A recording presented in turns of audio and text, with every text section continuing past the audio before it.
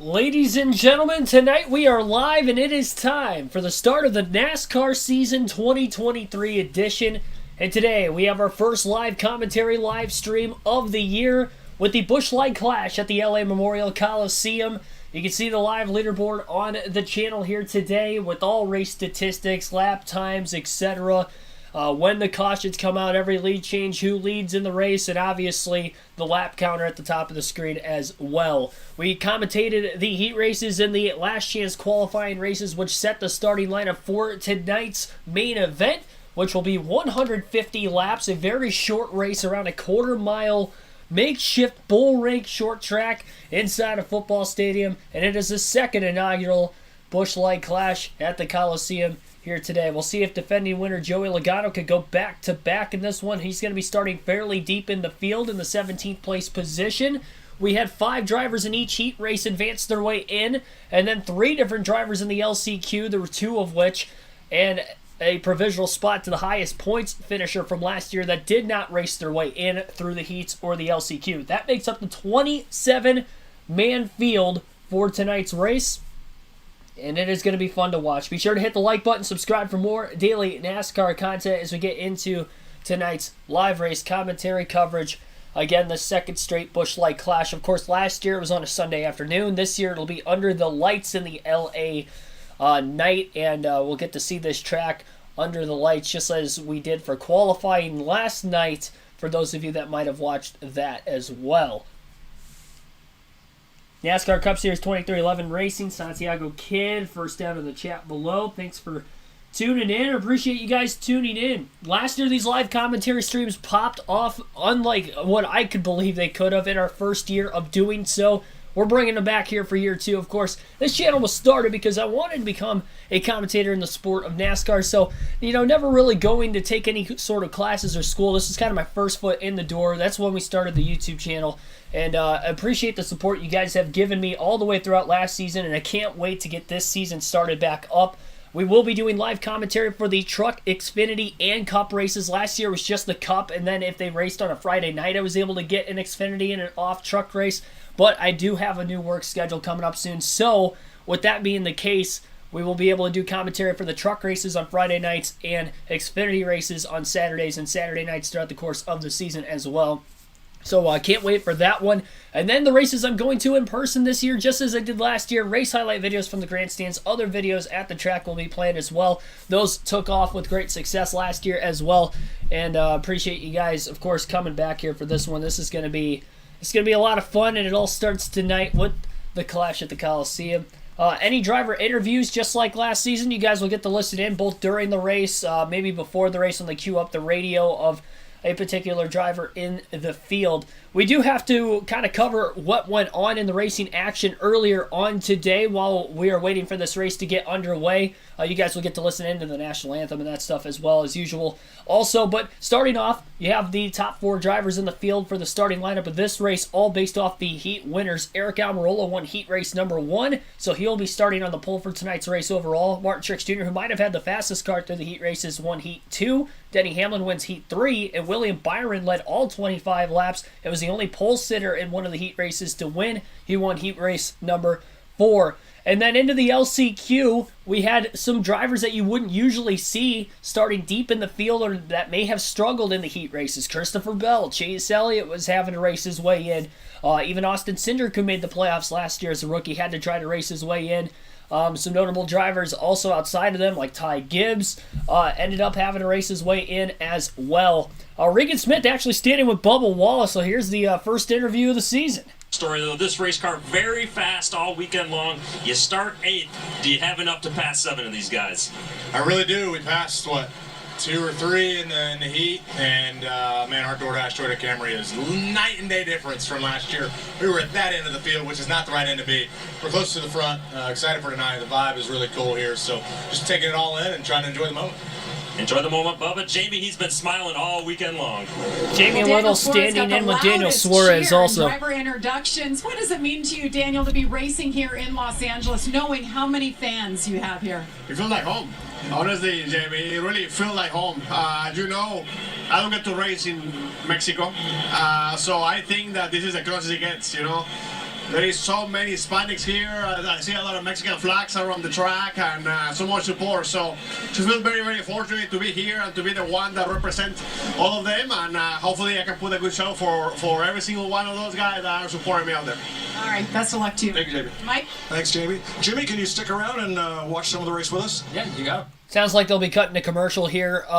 Again, thanks for everybody tuning in. We've got 16 people in here in the early going. We expect many more than that as the race is waiting to get started here. Terry Lewis, I see you in the chat also. Thanks for tuning in. And Jimmy Johnson on the Fox broadcast for today.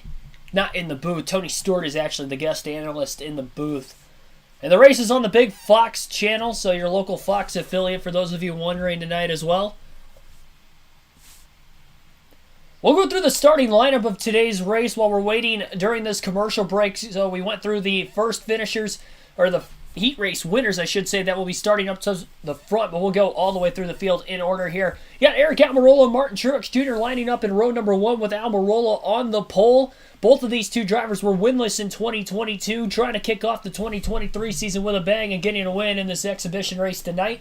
Denny Hamlin and William Byron will line up in row 2. Byron ended up with his first multi-win season last year, trying to do that again this year. And Denny Hamlin is trying to make another deep playoff run and maybe could get back into that championship 4, which he missed narrowly last season after the Martinsville race with the Hail Melon from Ross Chastain on the final lap there. Alex Bowman and Kyle Busch will line up in row number 3. Kyle Busch is actually my pick to win tonight's race. He's the guy I got the money on. Him and another driver, which I'll mention in a little bit. I think he could be one of the favorites. He qualified really well yesterday outside of the front row. He was top 10 in practice also. And as far as today's race, he's starting pretty good. He didn't win his heat race, but he did finish second in heat race number 2, so he still has a good starting spot. Expect Busch to compete well. Tyler Reddick in that 8 car last year kicked off the race with a bang until he ended up having a drive chain issue, which he ended up in return DNFing going into the garage, and that was under caution nonetheless. So as long as the mechanical issues don't arise for that 8 car of Kyle Busch, I think he's going to get a good finish at the very least and maybe a competitor. Remember, Busch finished second in this race a year ago. And for Alex Bowman, he was not able to complete all of last season due to a concussion middle of the playoffs after that Texas playoff race. So that's why he was eliminated early in the round of 12.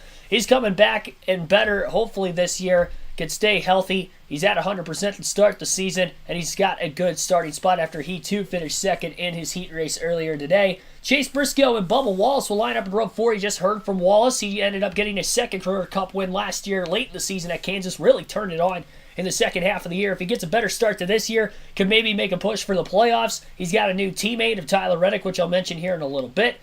Chase Briscoe ended up making a deep playoff run, and it was his first year in the playoffs after he got his first career win at Phoenix. And as for Chase Briscoe, he's going to try to go on with a strong run today. He wrecked in practice yesterday after an on-track scuffle with A.J. Allmendinger, but that car still seems to have decent speed today. Justin Haley and Austin Dillon will round out the top 10 in row number 5. Haley qualified on the pole yesterday, but ended up finishing third in his heat race. He is another one of my picks to potentially have a good day today. Ran very well in this race a year ago. Austin Dillon in the 3 car again on the outside.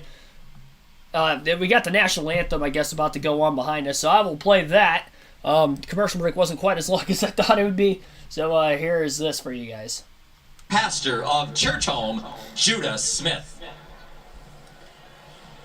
Let's pray. Our Heavenly Father, we recognize your rulership. You are wonderful, you are gracious, you are kind, and you are compassionate. And we stand in this moment and recognize that your love is towards and for each and every one of us. In this exciting event tonight, we ask for your protection over every driver, over every team, and over every single person in this auditorium. In all of these things that we do, we ask that we would see your goodness, your grace, and your mercy. And God, we ask for your protection for our country and for the nations of the world. And we thank you that in all of this, we can have joy, where you give your people joy. And we thank you that you will fill this Coliseum with laughter and joy, connection, and fun. And we thank you for that in your name. Amen. Here to honor America, please welcome the USC Trojan Marching Band under the direction of Dr. Jacob Vogel as they perform our national anthem.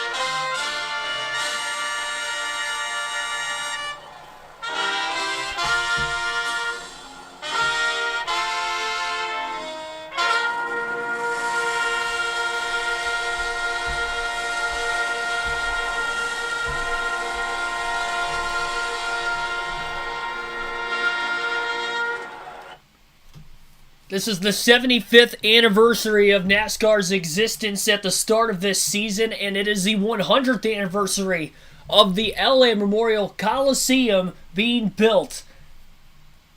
Both of those anniversaries will collide tonight for one night as we get to see NASCAR racing in a football stadium for just the second consecutive year.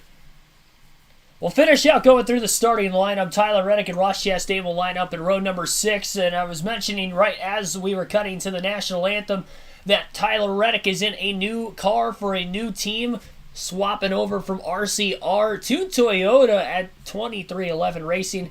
And Ross Chastain, who came in hot last year for Trackhouse Racing, got his first 2 career wins, had a Championship 4 appearance, made NASCAR go viral for a whole week, and we'll see how he will be able to start this season off. He started off last year with a bang. His first 2 wins were in the first 10 races. We'll see if he can run well today, starting mid-pack. Noah Gragson and Kyle Larson will be back in row 7. Gragson making his debut in the 42 car for Legacy Motor Club, which was purchased in part by, I guess, Jimmy Johnson.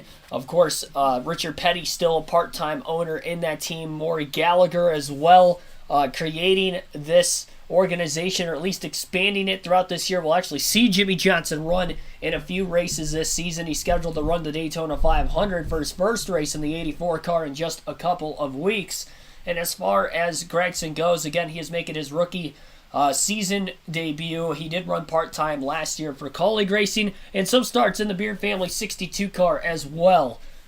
Larson, of course, the 2021 NASCAR Cup Series champion, was eliminated in the round of 12 of the playoffs early last year, looking to bounce back after a 3-win season, a downgrade from his 10-win season the season before.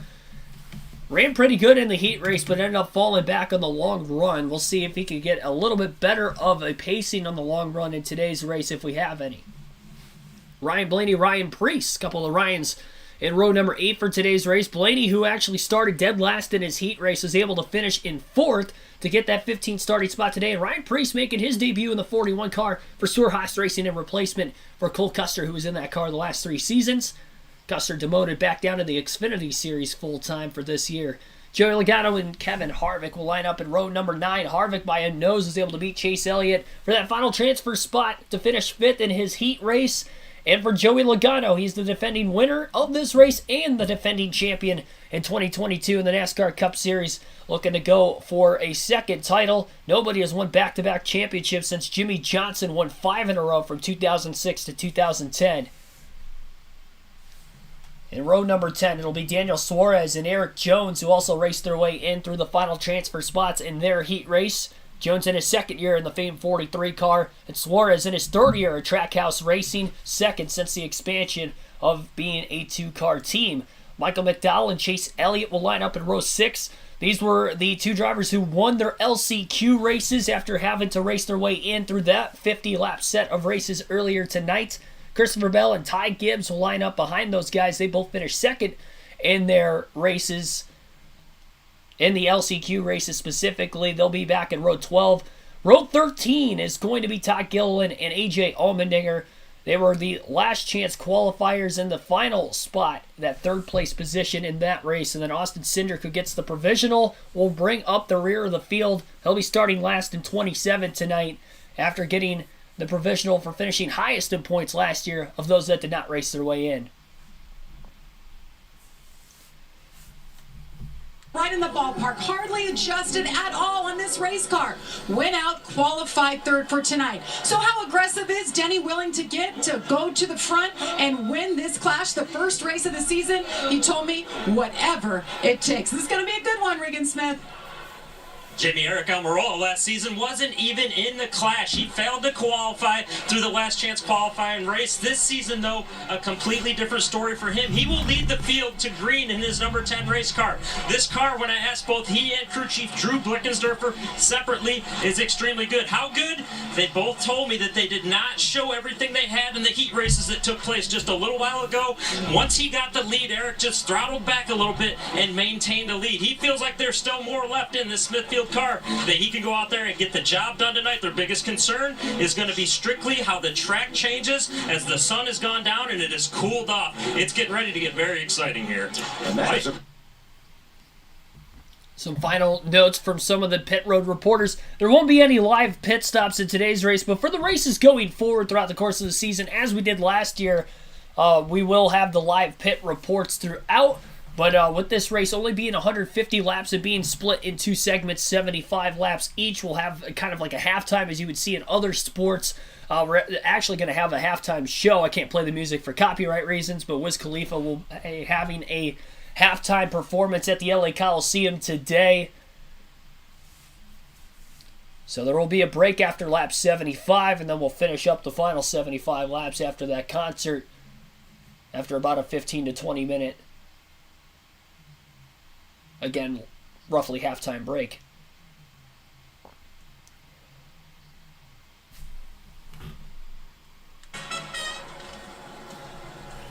Los Angeles Memorial Coliseum. It's time for the Busch Light Clash. Here to say the most famous words in motorsports from Fox's 911 Lone Star. Please welcome actor and producer Rob Lowe. From the home of the competitors, the Coliseum.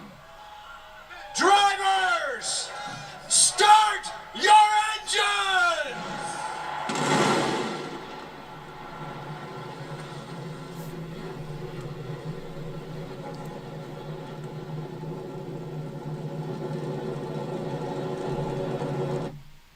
Never fails to get you pumped up for a NASCAR race, especially if you're at one in person, between the national anthem, the flyover, followed by soon after the most famous words in motorsports, as you just heard from Rob Lowe, who is tonight's Grand Marshal for our Busch Light Clash. We already went through the starting lineup. Again, 150 laps is the total distance in today's race. I don't think caution laps count. They did not count in the heat races or the LCQ. So every lap, I believe, today of the 150 will have to be complete under green flag conditions. We had a handful of cautions in last year's main event. I'm sure we will have some throughout the course of today's race, especially as tempers may start to flare a little later in this race. It's very difficult to pass. It's tight confines, and I'm sure we'll see beating and banging all night long. Here's Kevin Harvick getting radioed in from the Fox booth. But hey, that means you only got one more time to try to win this, baby. Yeah, I'm really looking forward to coming up there and having some fun and watching these races, because if it's anything like I think it's going to be tonight, they're going to be pretty entertaining. So I would tell you that it's I think it's kill or be killed tonight. So you better be aggressive and go forward. So it should be fun. Well, man, we're looking forward to it. How pressing is it? Do you have to go right off the bat? Can you ride a little bit? Can you let this race come to you? I don't think it'll be like the heat races right off the bat. I think you have to let it come to you a little bit. We're started on the outside again, so we've got that going for us. And I think you're going to have to just let it play out a little bit here in the beginning and then start to turn the pressure up a little bit as the race goes on. All right, buddy. You're starting mid-pack, so let's see what you got. Thank you, sir. All right. That was Kevin Harvick again. He'll be retiring at the end of the 2023 season. Goes into this season in his 22nd career year in the NASCAR Cup Series full-time.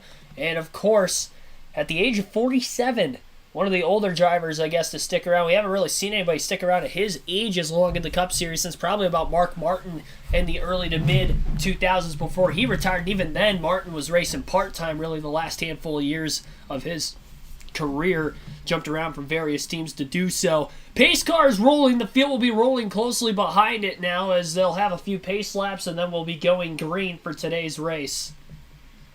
Derek Booth, also welcome into the stream. Davey Chumbler, Stacy, Dakota Roser.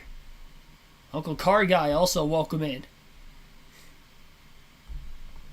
Again, be sure to hit the like button, subscribe for more daily NASCAR content. The goal tonight for myself personally is to try to get to 3,500 subscribers. Came into this stream about 26 shy of that. I feel like we should be able to easily get to that. So if you are new, we do these live streams every race weekend that I'm not actually at the track in person. And even the tracks I'm at in person. Again, race highlights from the grandstands, other related clips as well. And now the Fox Booth radioing in with Martin Truex Jr., it sounds like. All right, buddy. Good luck. And I missed it. All right. No, never mind. A little late on that one. It was a quick word, I guess, with the cars getting rolling now. It's going to be a very, very fun night of racing, I have a feeling. Last year's Busch Light Clash was a pretty good race at the Coliseum. I'm expecting more of the same. Honestly, I thought the heat races this year were better than the heat races last year. And we'll see if that will be the same for the main event also. Tasha, thanks for tuning in. Appreciate it. Patrick Shadley, also welcome into the stream. Dale Campbell, welcome back. You were in the stream earlier today also. Harvick will join the Fox Booth with Boyer. Yeah, he's done a lot of Xfinity Series broadcasts in the past, so I could definitely see that happening. I'd prefer Jamie McMurray, up there, personally. I think he does a pretty good job. I don't think Harvick does a bad job at all. And Harvick's a bigger name, so I can understand why they would go that route. Harvick does a pretty good job with it, though.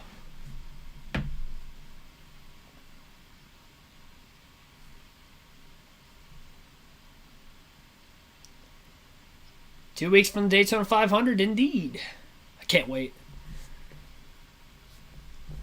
I'll be there this year. I think the plan is for me not to go to Daytona the following year in 2024, and I'm going to be trying to do commentary all the way through Speed Weeks. Curious to see how that would go.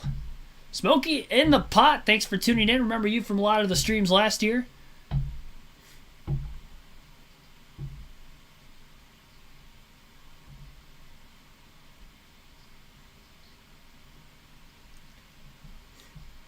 I would imagine that Eric Almirola will elect the inside lane for the start of this race today.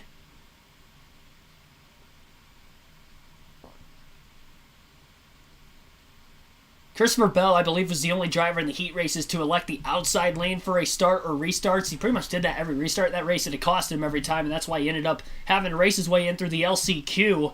And as a return, he'll be starting deep in the field despite being one of the fastest cars in practice yesterday and also qualifying fairly well on top of it. Again, what you will be hearing from me may be a little bit delayed if you are watching at home, so maybe if you wanted to sync up my commentary with the actual side of the race, you might have to rewind it for about like 20 seconds or so, which honestly 20 seconds in this time would probably be like a lap and a half, so that makes a big difference at a very short track like this. There's no other track that is this short on the NASCAR schedule. The next closest would be half-mile tracks at both Bristol and Martinsville for actual points races, hence the reason why there's a shorter field for today's race, 27 versus on most weekends 36 to 40. USC Trojan Caleb Williams will be the honorary starter for today's race. Didn't he win the Heisman Trophy this year, if I'm not mistaken? Regardless of the fact, the field heads into the Geico restart zone. Almirola leads them to the green, and we're racing in 2023 as the Busch Light Clash at the LA Coliseum is underway. Door-to-door, 2x2, all the way through the field. Almirola locking the brakes up just a little bit, going into 3 and 4 as he's going to lead the opening lap of the race by a little less than a half a car length over Truex, who is still on the outside. The fight for the bottom begins, and as quickly as you can get down, the better. We saw in the heat races how quickly drivers fell backwards as they started and restarted in the outside lane, so it is very vital to get to the bottom as soon as you can, even if that means maybe sacrificing a position or two to find a hole on the inside before you lose maybe more than 1 or 2 positions. Byron, who started in 4th place, still on the outside. His teammate Alex Bowman on the inside of him as they battle for 4th place. A logjam on the inside behind them, followed by him is Kyle Busch. And the 8 car, who was underneath the 2311 Toyota of Bubba Wallace. Chase Briscoe, AJ Allmendinger, Austin Dillon, and others followed back outside the top 10. They are still 2x2 through most of the field. May not take very long for the leaders to get into lap traffic with the amount of cars on this very short racetrack. Nearly 3 wide, and now they are 3 wide. Harvick getting on the outside lane of Ty Gibbs and Chase Elliott. Gibbs got sandwiched between the 9 and the 4 there. And the 43 about spun out middle of the back straightaway. Saw a lot of rear wheel spinning going on in the straightaways when they're trying to pick the throttle back up. And I think you're going to see more of that in the main event with more cars on the track. A lot of extra checking up going on to keep from completely abusing each other in the middle of the corners. These guys racing with a little bit more respect out of the gate here than what we saw in some of the earlier heat races. Denny Hamlin putting a battle to his Joe Gibbs Racing teammate for 2nd place, and Martin Truex Jr. actually giving him a bump, and now he'll try to take the run to the inside of the 19 through turns 3 and 4. Truex, who was strong earlier on, maybe not as strong now. Remember, this race is more in the nighttime skies, so usually in night races in NASCAR, for those of you that might be new watching, the grip level tends to go up as there is a cooler temperature. The sun's not out, the track's not as slick. So with that being the case, maybe some of the cars that you saw running really well in the heat races and dominating, like William Byron, Martin Truex Jr., who looked to have the 2 fastest cars earlier in the day, that might not be the same case for them here in tonight's race, as we are now getting closer and closer to complete darkness. Byron battling past his teammate Alex Bowman. Kyle Busch will crack the top 5 as he is up to 5th in the 8 car for RCR. Get his first race in that race car. Tyler Reddick, formerly the driver of that car, in the 45. Reddick in the 11th place position right now. Ryan Preece already up 4 spots to 12th. Not many very big movers, I guess, in the early going of this race so far. A lot of contact going on throughout the course of the pack. The 14 of Briscoe trying to nose his way to the inside of Alex Bowman in a battle for 7th. Almirola has already caught the tail end of the field now. Todd Gilliland and Austin Cindric in danger of going a lap down, and we're only at lap number 15 at the start-finish line. Contact between AJ Allmendinger and Christopher Bell at the back of the pack now. And more contact as Allmendinger's trying to move him out of the way. Almirola to the inside of Gilliland in the 38 car, side by side there. Kyle Busch on the inside of the 24 of Byron, or at least trying to get to the back bumper of the 24 car. Little wider arc that time through turns 1 and 2 as they battle for the 4th place position on the racetrack. And we've got a spin middle of the pack right now, bringing out our first caution, and it was not that far in front of the race leader, as it was Eric Jones in the 43 who goes for a spin. Looks like it's in the middle of turns 3 and 4. Eric Jones has spun, likely with some contact if I had to guess. Our first caution at lap 16 tonight. Again, caution laps do not count in this race. Didn't show the replay there. It was frozen.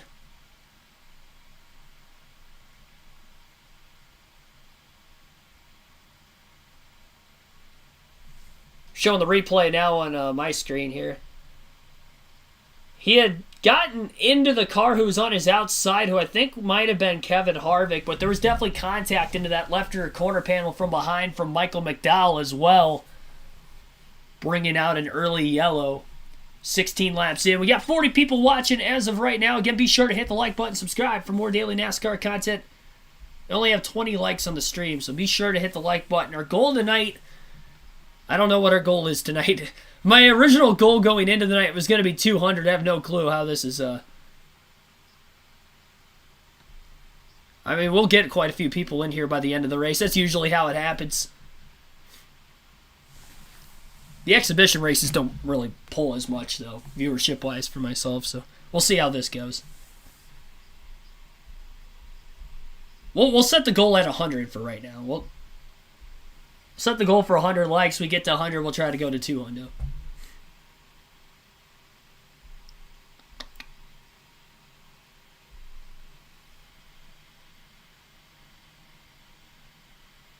Davion West, thanks for tuning in also. And anybody else who I've not shouted out. I try to shout out as many of you guys as possible, but as you guys may have found out last year, some of the races where we had a higher viewership count, it's kind of hard to keep track of everybody in the chat at once, but appreciate you guys tuning in tonight. Watching some NASCAR racing again, 16 laps in. We're under caution for the first time. Contact had taken the 43 car around. Don't know how to there should be a thumbs up button. There's a thumbs up button and a thumbs down button. Don't hit the thumbs down, hit the thumbs up.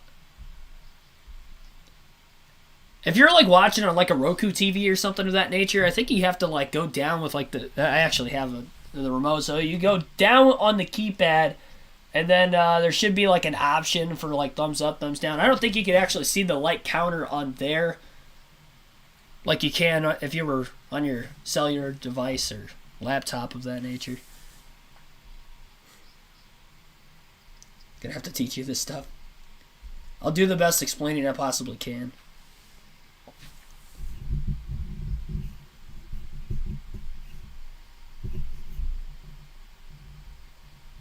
By the way, good pick for NASCAR going with Metallica for the Daytona 500. I don't know if it's a theme song or whatever. Every commercial they show the Daytona 500, they have one of Metallica's new songs on there. I hope that means that they're going to be playing. If they somehow play the pre-race, which I don't know who is announced, if they've announced anybody for the pre-race yet. If it is Metallica, I'm going to go insane. I'm going to make sure I am there hours upon hours early to see that concert. They usually have it within an hour to 2 hours before the race. But that's going to blow my brain. I may faint before the race actually starts, which would not be good. Especially sitting as high up as I am.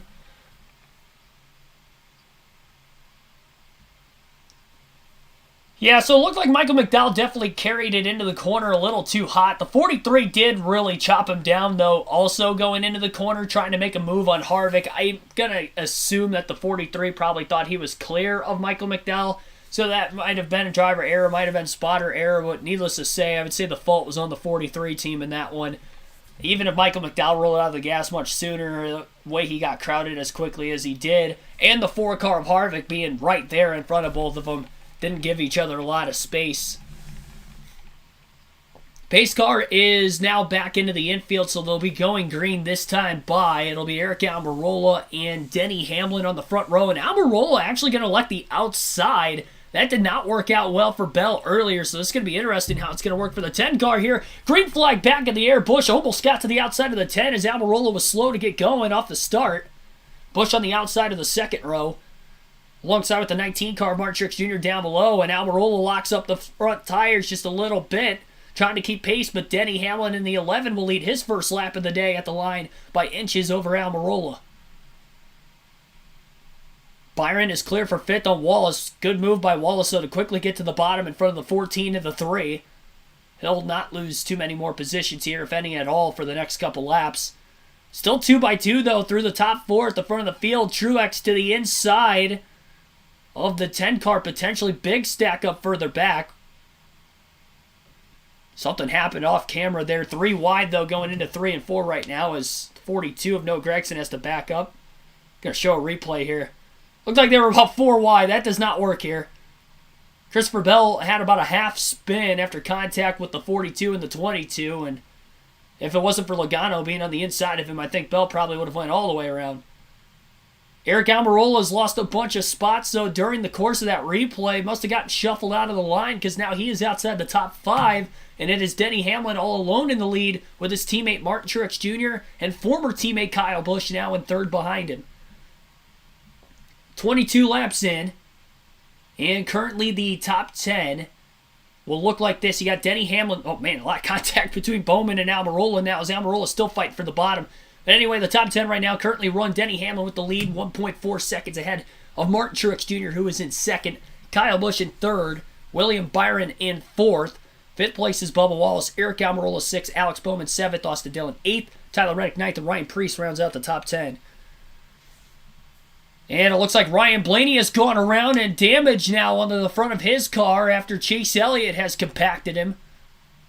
As we have our second caution of the day at lap 24. So two of the fan favorites have gone into the same accident. It looked like Kyle Larson got into the back of the 14.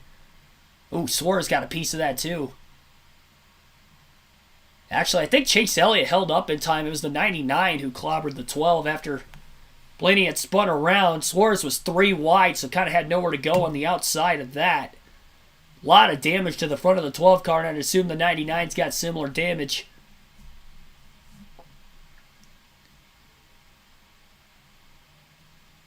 Over aggression early, that's for certain.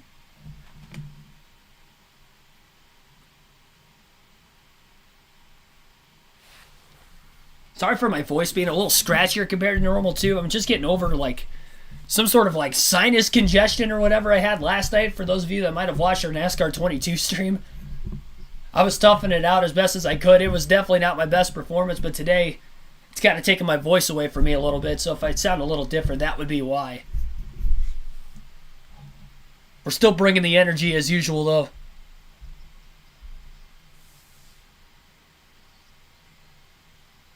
I went through one of these during the qualifying races stream earlier, and I got another. I mean, I've already gone through half of another cup. I might have to get a refill at that halftime break. As long as my voice doesn't completely go by the end of the night, we'll be all right. I've never had that happen on stream before, and I would hope to God that it doesn't happen going forward. We'll see. That's okay. They can show commercials under cautions all they want. I just don't want to see it during the green flag racing.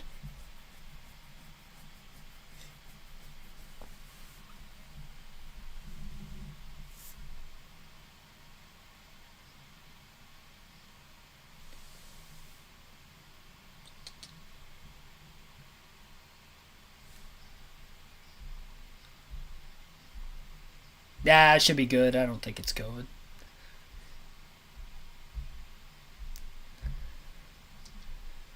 I got a pretty strong immune system, so I usually don't get sick either. I wouldn't even consider myself necessarily being sick. It's just a little nasally, you know, just...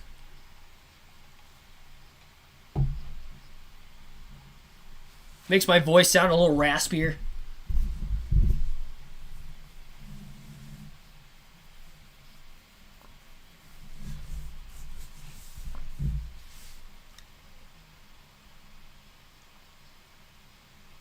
So Eric Jones is actually out of the race right now after that spin he had earlier. It looked like he made contact with the wall leading into the spin.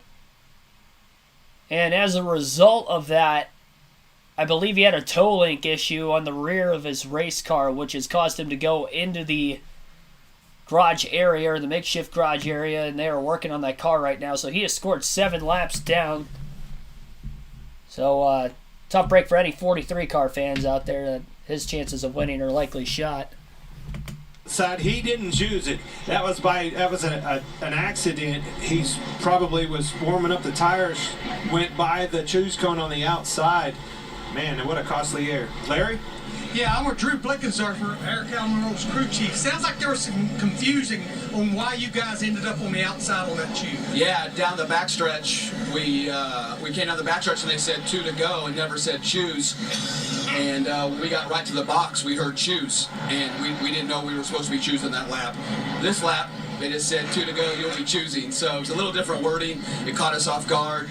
Smithfield Ford's really fast, so if we can pick a couple of these guys off and set us up for that last 75, I think we'll still be okay. Eric's doing a good job, and I think we got the speed in the car to pass a couple of these guys.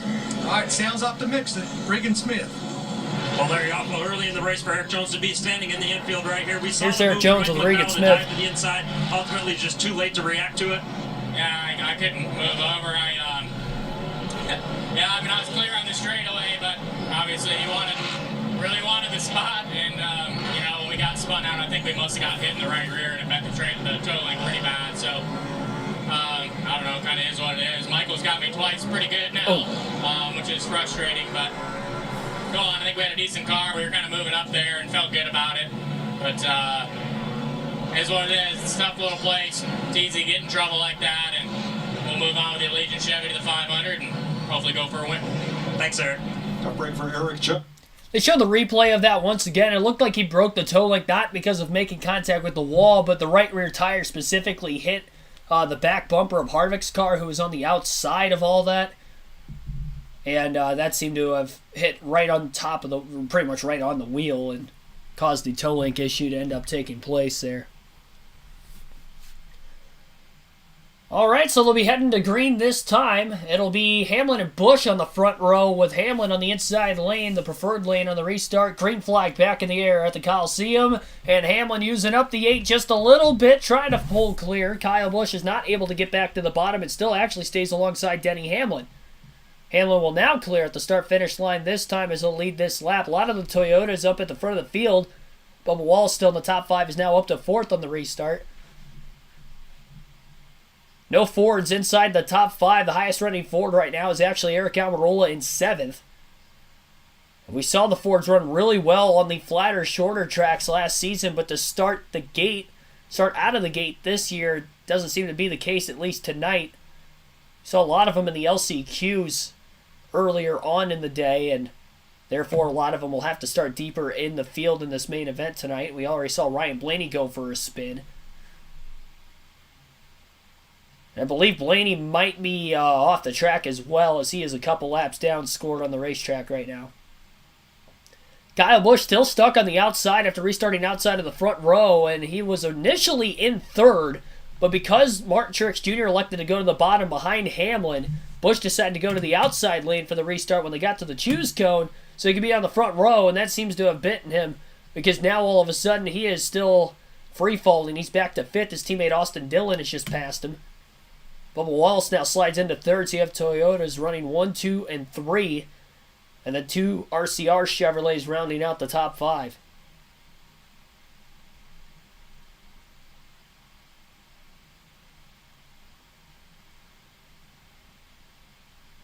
Joey Logano battling with Daniel Suarez for position. Suarez's teammate, Ross Chastain, right behind the 22. Unbeaten and banging going on as Chastain was just sandwiched between the 22 car right in front of him and then a car right behind him, beating on his back bumper as the rookie Noah Gragson. About a half a second to a 0.6 of a second lead right now for Hamlin over Truex. And he seems to be pulling away in the clean air, but once he gets into lap traffic, it's going to be interesting to see who can navigate through the lap traffic the best.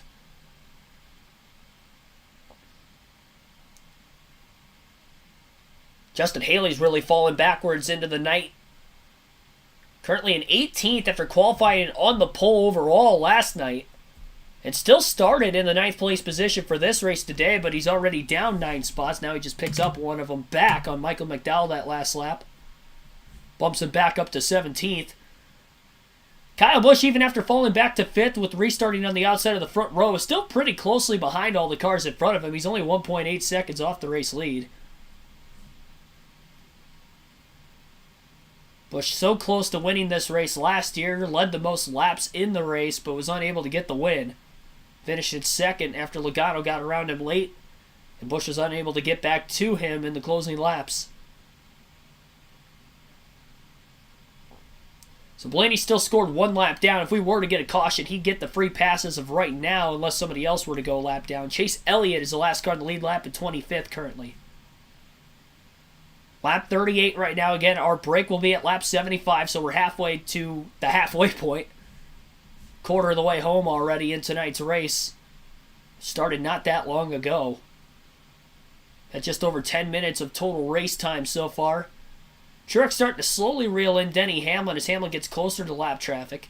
Austin Dillon now on the back bumper of the 23 car of Bubba Wallace as they battle for 3rd. Wallace got a little bit better drive off, was able to slightly pull away from Dillon on that last set of corners.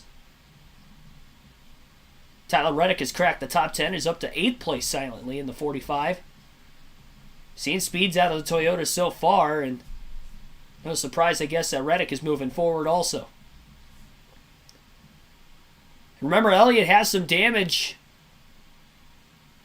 from that last accident in the spin from Ryan Blaney. I didn't think he had as much as he did. I thought Suarez may have gotten most of the initial hit, but I guess Elliott had more than what I originally expected, and that is probably why he is off the pace right now. Basically riding around with a hole in his radiator. And we've got another spinner, and it looks like A.J. Allmendinger now has spun. So that'll bring out our third caution at lap 43. Problems for A.J. Allmendinger in the 16 car for Colleague Racing.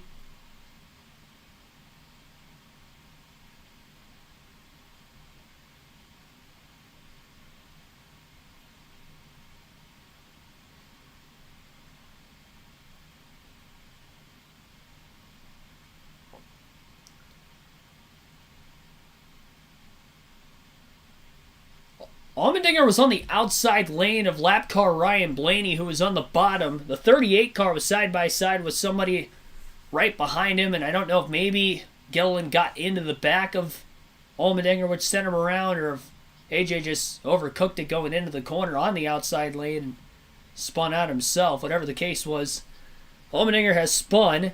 Didn't look like he made hard contact with the wall, but he is... Fortunately had this issue. That caution is going to give Chase Elliott the free pass. He went a lap down right before the caution came out, so Ryan Blaney will still be a lap down. With no pit stops, there's no chance for Blaney to try to take a wave around either, so he's kind of trapped right now.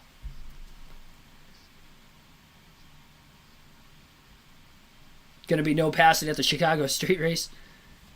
Yeah, it'll be interesting. I'm curious to see exactly how narrow that track is. I know from other motorsports and the few street races I've watched, like in IndyCar or Formula One, it's pretty tight.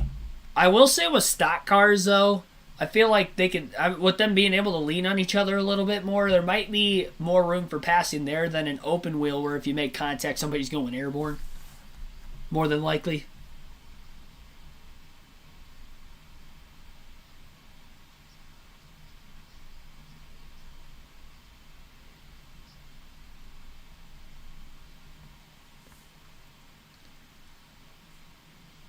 So we're about 33 laps away yet from the halfway point. Our first actual stoppage of the race today. Again, caution laps do not count, so if you're wondering why it shows a red flag indicator on our leaderboard here on NASCAR's website, it is because caution laps do not count tonight. This being an exhibition race, which I'm down for. More racing, the better. It's already a short race as it is.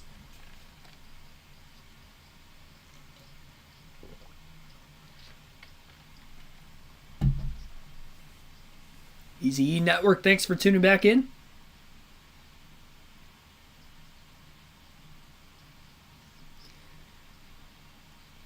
Too little. Street race will be good if they widen the turns out enough. Yeah, that's why I'm interested to see exactly how it looks in person. I do plan on going to that race this year, so that'll be interesting. I've never been to a street race in general before.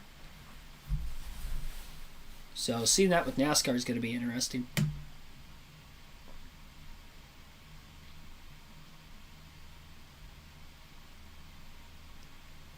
It's just over 40 people watching. Again, be sure to like, subscribe for more daily NASCAR content. I think we're up to 30 likes on the stream so far. We're trying to get to 100 here.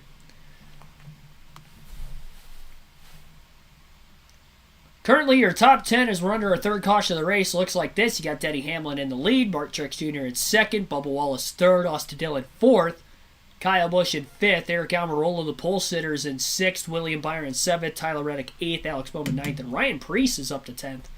Good run for Preece in that 41 car.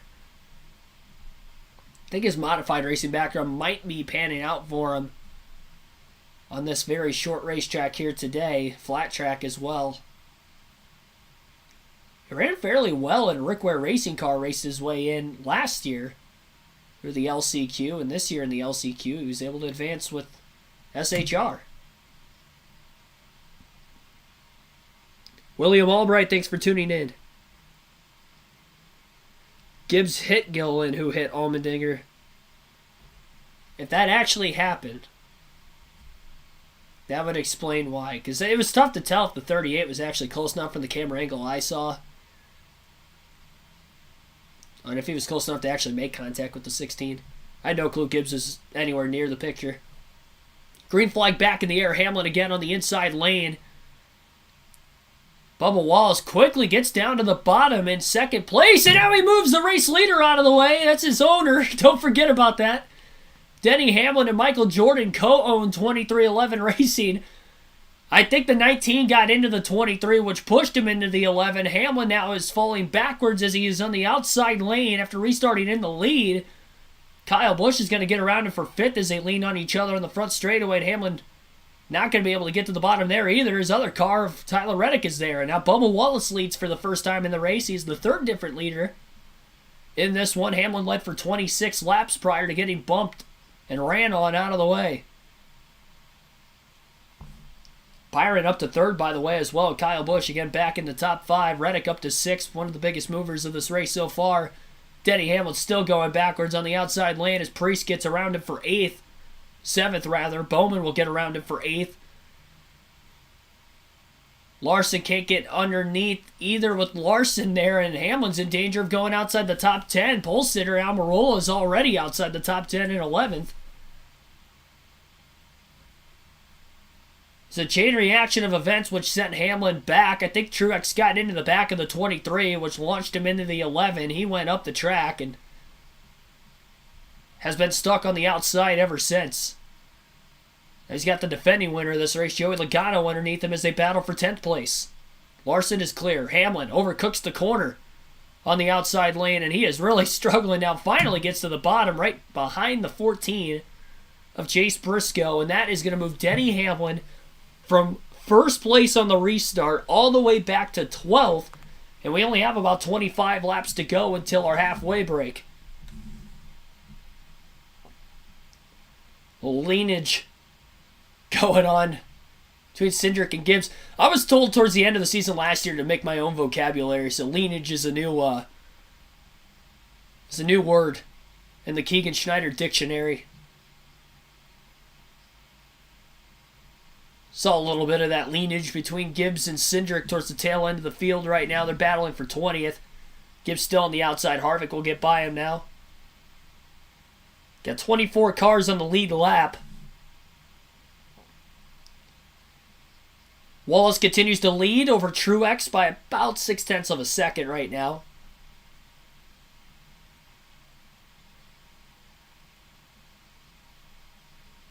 Guess Darrell Waltrip's birthday's today. They just kind of talked about it on the telecast. Cool. Wildfire 7799, thanks for tuning in.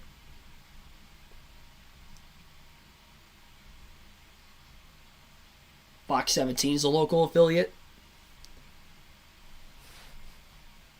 Yeah, I've been to LA once, but I couldn't tell you what every local affiliate is of any city I've been to. That's because I'm at the race in person. I'm not watching it on TV, so that's why I never know. I don't watch TV really otherwise. I'm not watching live sports. I'm likely not watching TV.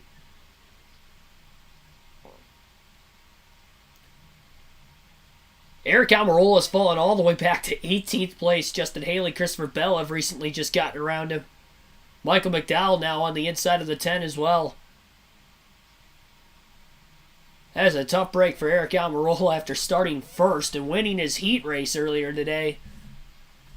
Looked good in the daylight, not in the nighttime though. You can tell he's been getting used up quite a bit too. He's got a lot of scuff marks on the left side of his race car from cars getting underneath him.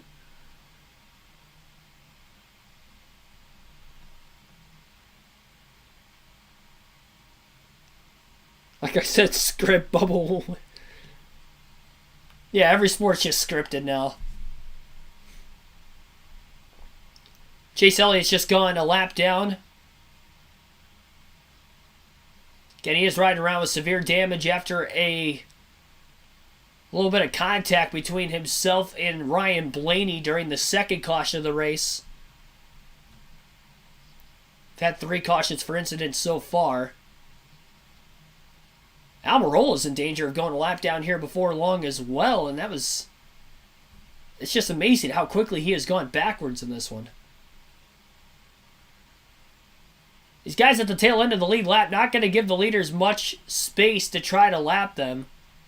Elliott was way off the pace, so that's one thing.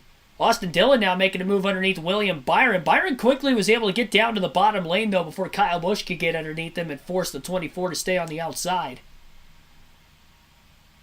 So Austin Dillon in the number 3 car up to third after the bump and run move on the 24. Sit behind him for a little bit. Finally had a chance to try to move him up out of the way. Was able to do so. Byron tried to repay the favor. It wasn't the case. Bubba Wallace on the inside of Eric Almirola now. 10 laps to go until our break. And I believe it's when all the lead lap cars hit the start-finish line is when the caution comes out, if I'm not mistaken. Almirola going to go a lap down. Truex to the inside of the 10 now as well. He has closed in on Bubba Wallace. Couldn't get the drive off, though, that he needed off turn 2 with the 10 car on the outside of him. Wallace has widened that gap out about 0.3 of a second again. Todd Gilliland, in his second season, is now the last car in the lead lap in the 38 car for Front Row Motorsports.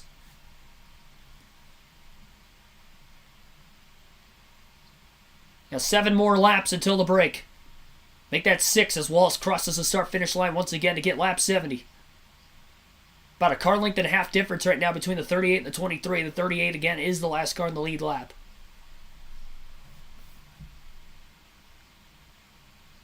And about a half a second lead now built up between first and second.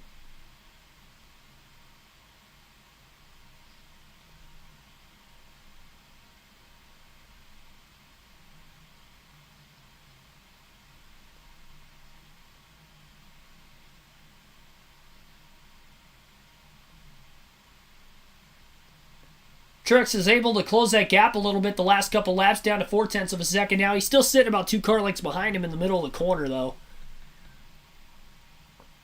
Maybe a little less than that, but he's still not close enough to even try to get the bumper to Wallace. Wallace is stuck behind lap car Ryan Blaney, though, who is already 1 lap down, trying not to go a second lap down. We've got a spinner. Denny Hamlin's around. Caution is out, and this is not going to get us into the break yet, because, again, caution laps do not count.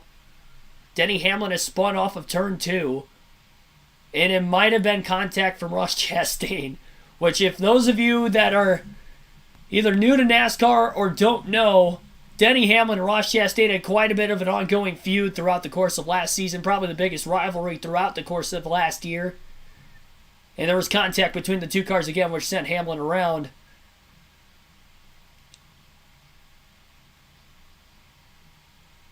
It's tough to tell whose fault it was.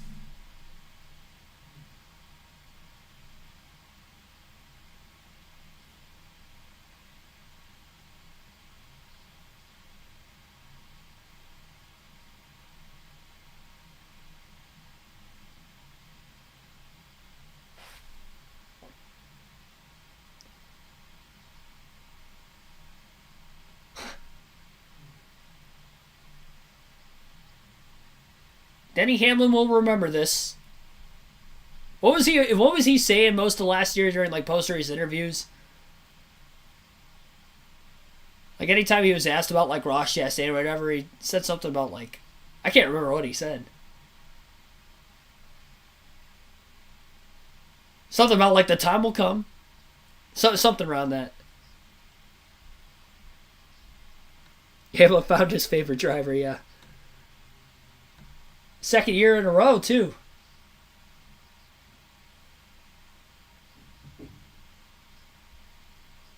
Oh, Hamlin's dumping Chastain first chance he gets if he has another chance for the end of the night.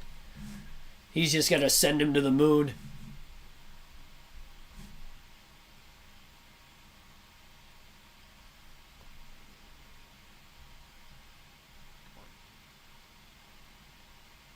So payback's coming on his way.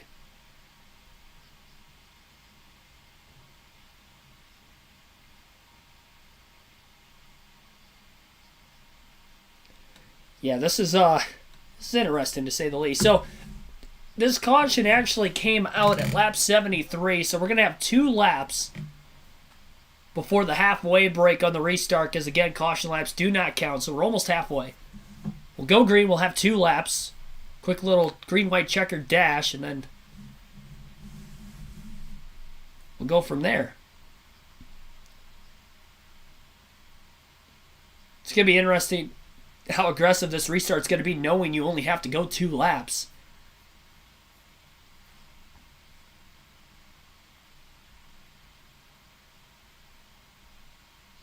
Last year's race ended on a long green flag run, but this could be a little bit of a glimpse to what we may see at the end of the race if we have a couple laps shootout. That would be with all the money on the line, though, at the end. So that would probably be a little more aggressive than this. They got the wave going on in the crowd right now. I will say the fans filled in pretty quickly. When I was watching during the heat races and the LCQ earlier, it didn't look like there was that many people there. And then right before the main event started, it looked like it was like full all of a sudden during the national anthem. Not like completely full. It's not sold out, but there are a lot more people there than what there was earlier. As expected, Bubba Wallace selects the inside lane, although he restarted on the outside last time and was able to get down in line in second. We haven't really seen anybody do that today until that last restart. Austin Dillon will be on the outside of the front row. I think Austin Dillon might have taken that knowing he only has to stay on the outside of Wallace for 2 laps. And maybe there's an off chance he can beat him back to the start-finish line, and then he'll be the control car on the restart when we start the second half of the race.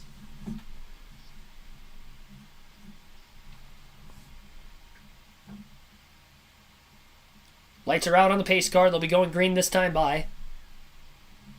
Again, front row right now, you got Bubba Wallace and Austin Dillon. Row 2, inside Martin Truex Jr. Outside Tyler Reddick out of nowhere up to 4th. Kind of rocketed through the field all of a sudden. Both the 2311 Toyotas looking very fast today. Wallace started a lot closer to the front than what Reddick has. Reddick started mid-pack, and he's slowly working his way up there. Started just outside the top 10. Green flag back in the air. 2 laps until halfway. Good launch by both of the cars on the front row. Truex pushing the 23 right off the exit of turn 2. Reddick still stuck on the outside. Now Austin Dillon's holding on very good, but then Wallace gets a launch from behind by the 19. Austin Dillon charges hard through 1 and 2. He's still holding his own pretty well on the outside, trying to beat the 23. Overcooks the corner. He's going to lose a couple spots here. He got really loose off turn 4. We are halfway home. Once all the lead lap cars cross the line, the caution will come out. Austin Dillon lost an extra spot there to Truex after he overcooked the tires in the final corner of the last lap of the first half of the race. So Bubba Wallace is the leader at the halfway mark. He has led the most laps so far, 33 laps led. Second closest is Denny Hamlin, who brought out the last caution with 26 laps led, and pole sitter Eric Almirola led the first 17.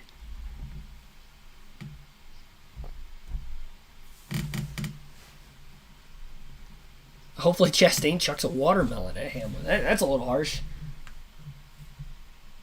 He already spun him out.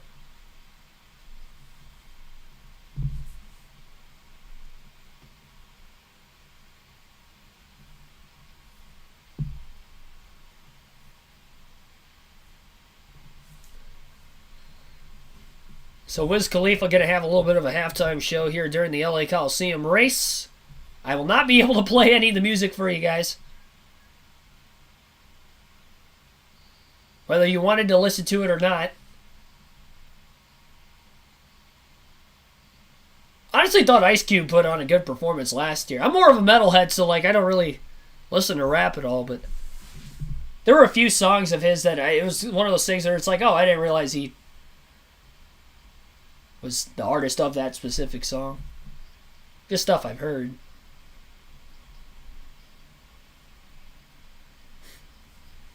That'll probably be the case with this too.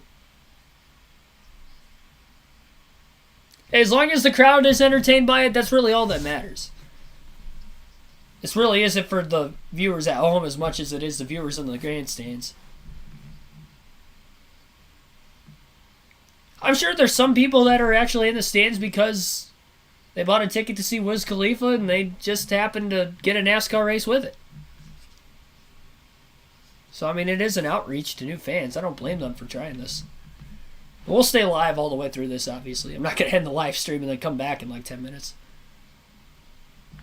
Let's have a quick little break and get right back to the action. Eric Jones, the only car out of the race today.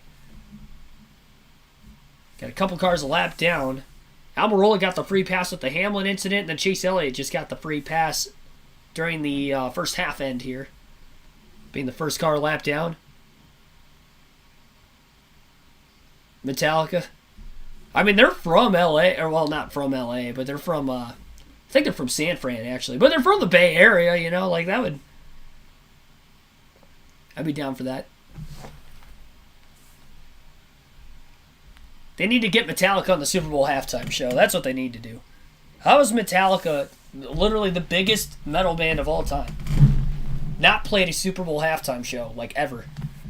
And they're getting older, too. It's like, I don't know how much longer they're going to be putting out music and they're going to be, you know, touring and stuff. They need to get them on the next few years.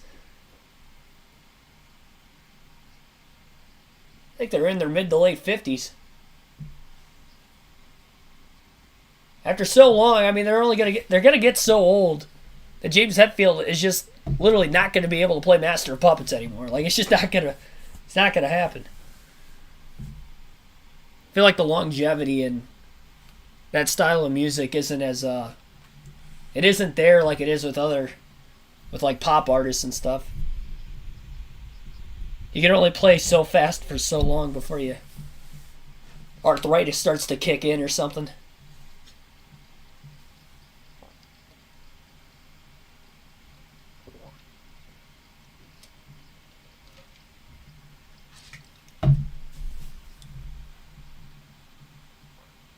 I think teams are allowed to change tires, if I'm not mistaken.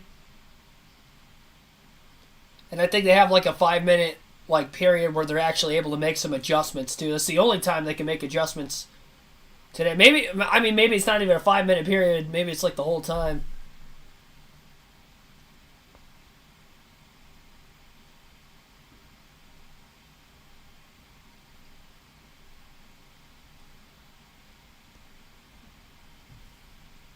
Hasn't he been at NASCAR races before in the last couple of years? I feel like he has. You have to let me know in the chat. Metallica released an album in April. They aren't going anywhere. Well, yeah, I knew about that, but I'm just talking like they're not going anywhere like in the next couple years. But I mean, like 5+ years down the line, you know, like how much longer are they going to be able to play at a high level? Because once you start to lose that step, they seem like people that are not gonna.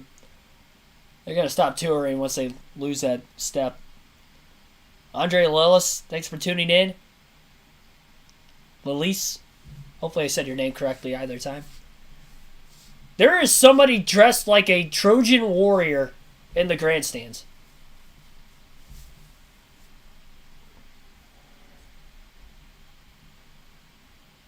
I think he's in the grandstands.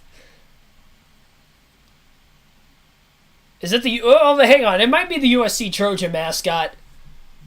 It might be the mascot for the USC Trojans. He's got a sword and everything. He's got to be the mascot. There's no way they let some random guy with a sword into the grandstands. Like, I can't even get in with a pocket knife. They've confiscated my water before. I tried to go in, I think it was at Nashville Super Speedway a couple years ago. I was trying to get in, and my bottle of water was already open, so they didn't allow me to take an open container in there. Even though I was allowed to bring water, because it was already open when I was going through the main gate, I couldn't take it in. Which didn't make any sense at all, because you can literally bring alcohol in coolers. Like, you could bring that stuff in, but because it was open, I had to throw it out or drink the rest of it. So I just chugged the rest of it, which was not a great idea because I had to go to the bathroom within a half hour after that, and I had to wait in a line to get into the bathroom. It was not a wise decision to chug all the water, but I didn't want it to go to waste. Didn't make any sense. Robert 1488 Wise, thanks for tuning in. Not the same, but Metallica rules. Yeah, I mean, for sure. I don't think anybody expects any band when you're like 30 to 40 years, they're 40 plus years in, that album's going to be the greatest album of theirs. Like, that's just not going to happen. Honestly, I like most of their songs off the Hardwired album, personally. Like, there's still a couple songs off that album. If I go back listening to Metallica, you know, at random, whatever. I listen to a lot of music, so if I just choose to listen to Metallica, like, I'll throw in Moth Into the Flame on. Song slaps.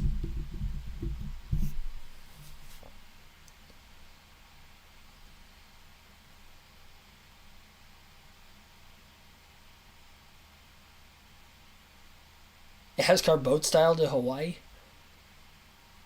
Not sure what you mean by that exactly, but alright. Boat racing, is that what you're saying? Next year's LA Clash, they're going to boat race to Hawaii? Don't give them any ideas.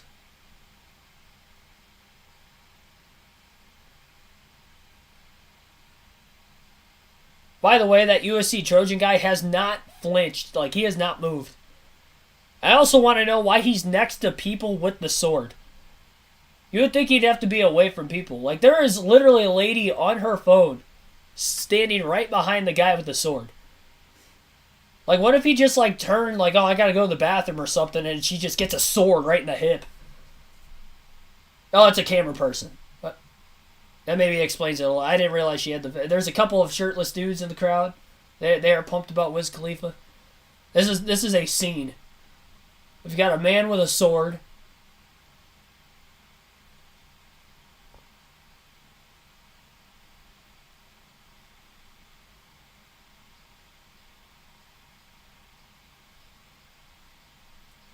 I have actually heard the first two songs he's played.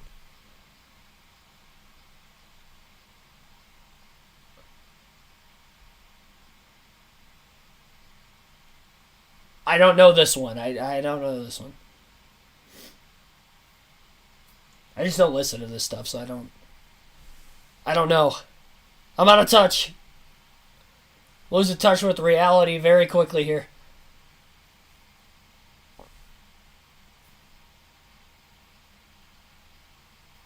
Boat racing replaces Auto Club for one season. Jeez. Spit Out the Bones, your favorite from Hardwired? Yeah, that's definitely up there too. That's in my... I'd probably put that at number 2. Something about, like, the guitar riffs in Moth Into the Flame are just catchier, so for that reason alone, I have Moth Into the Flame. Spit Out the Bone is a close second, though.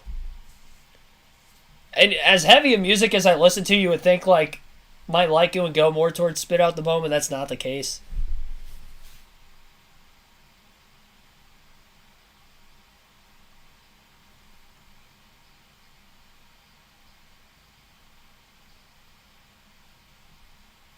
R. Kelly got skinny? I have no clue what R. Kelly looks like, I'm not gonna lie. Unless you were like making a joke about Wiz Khalifa being R. Kelly. I have no... Do they look the same? I don't know.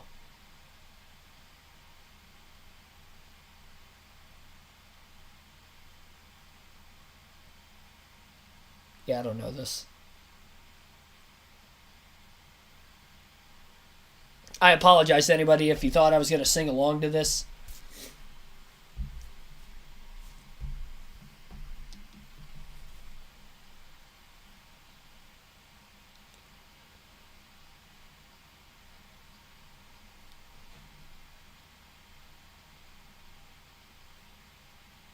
That laugh was...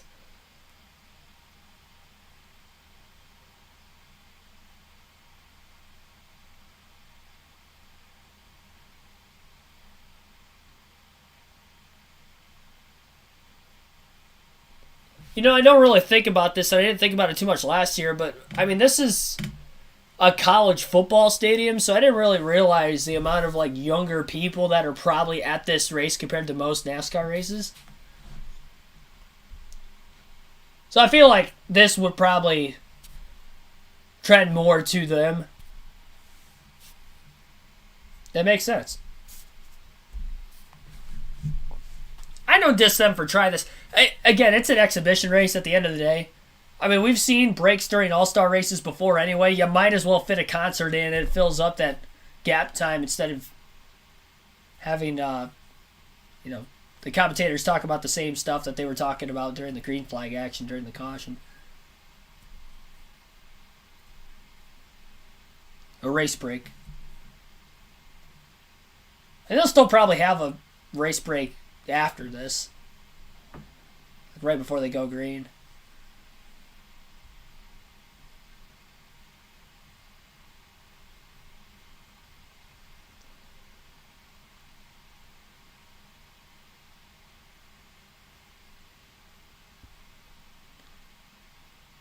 Turbo 14, thanks for tuning in. When does the race start? The race actually already started. We're halfway home. And they're having a little halftime performance going on right now, just as they did last year during the clash at the Coliseum, with this being an exhibition race. So we'll have 75 laps to go in this race once they get back to racing. I don't know how long he's playing for. I feel like it's like a 10 to 15 minute break. He's on his fourth song, but I don't think they're playing like the songs from start to finish, kind of like they would with Super Bowl stuff. They'll play like a verse, a chorus, and then they'll just flip to another song. You can only get so much in.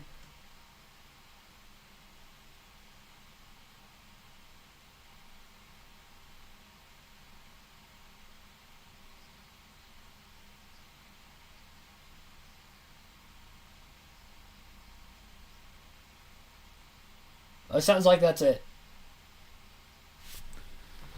In special occasions and at every USD home football game. With us today to carry on the tradition of lighting the torch, please welcome back USC quarterback and Heisman Trophy winner Caleb Williams.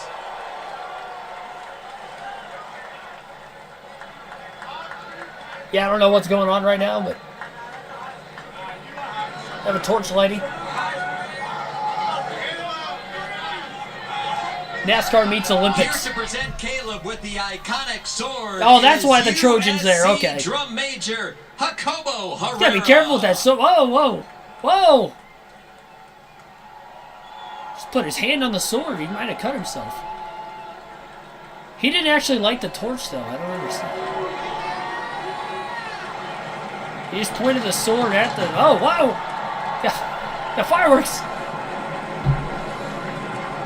The crowd fired up. Sounds like they started the engines like right as that happened. That's kind of cool. Wallace, your leader at the halfway point. Kyle Busch charging. Fox NASCAR continues in a moment. Terry Newland, thanks for tuning in. It's the race actually show here. Well, I can't show you actual live footage of it, but I give you guys a live commentary. Copyright reasons. Feel free to like and subscribe if you haven't already. Our goal is 100 likes on the stream. We're halfway through the race, and we are at 39 likes. So definitely hit the like button. Not all of you guys have done it yet, so definitely do so.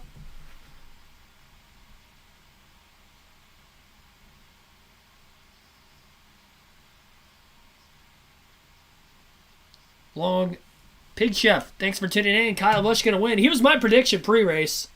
He is 7th. Started 6th, so he's moved backwards one spot from the start of the race. Toyotas are tough to beat today, though. With Reddick moving forward, it's going to be tougher and tougher. I will say, though, look out for Ryan Preece.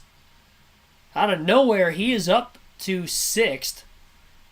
At the end of the first half, I'm not sure, I can't remember exactly where he started, but he was one of the last guys that actually qualified their way in through the heat. So I think he was right around like 13th through 16th starting spot. Actually, it might have been even deeper than that. It might have been more 17th through 20th starting position.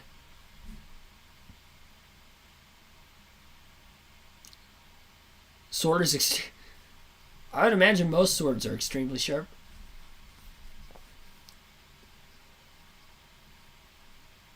I'm too much of a wimp to hold on to a sword. I feel like I'd be too scared I'd drop it or accidentally cut somebody or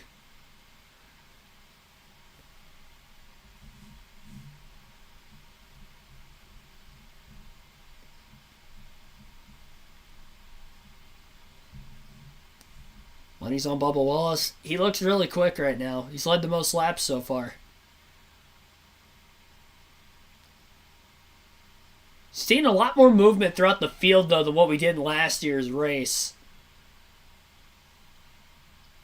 A lot more give and take going on in this one. Really, all the way throughout the night, though, I feel like we have had a lot more beating and banging than what we did in last year's race. It really all started with the heats earlier today. I'm doing great, Matthew. Thanks for tuning in. Got 60 people watching right now. Got the second half of the race still to go. Got the Daytona 500 in 2 weeks from today.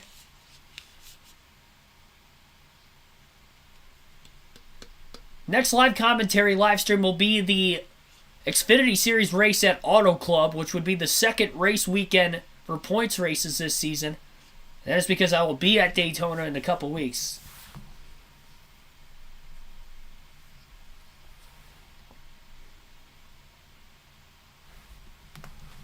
Winless last year, but tonight, my man Martin Truex Jr., he's going to punch the ticket. Smoke?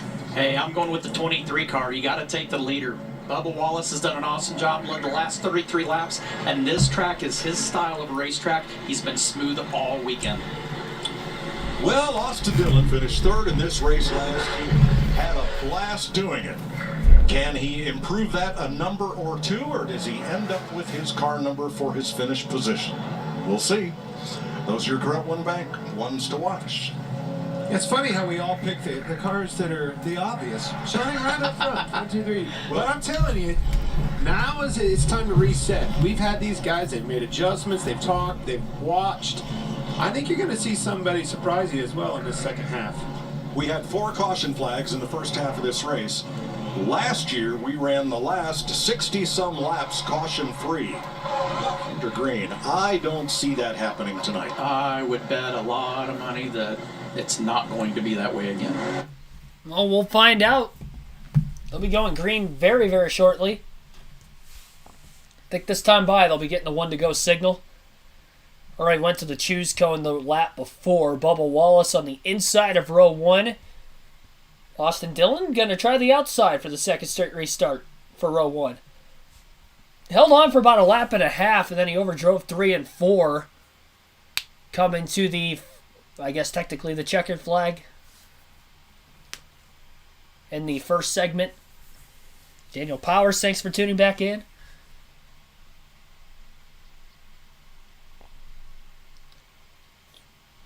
Here we go. Green flag back in the air. Good launch by Wallace on the inside lane. Martin Truex Jr. on the inside of Austin Dillon. Dillon could not stay on the outside of the 23 car very long this time around. Locks up the front tires now and turns 3 and 4, and Wallace leads the first lap of the second half of the race. Martin Truex Jr. to the inside of the 19 car, and the 19 nearly spins out 3 wide as Austin Dillon was able to move down to the bottom. Truex sideswipes the 3 now and nearly hooks him as they go into the corner. Caution is out further back in the field. Ty Gibbs has spun. A lot of beating and banging at the front. Bubba Wallace holds on to the lead through all that, and I think Dillon was in second. Austin Dillon knocked the 19 into the 23 and almost took the lead himself from third.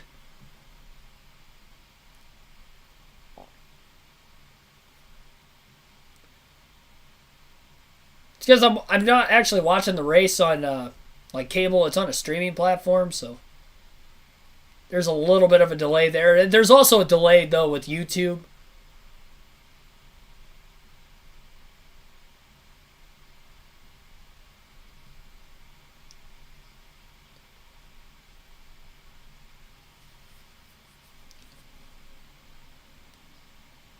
A lot of tape added to the 9 of Elliott's car, I noticed.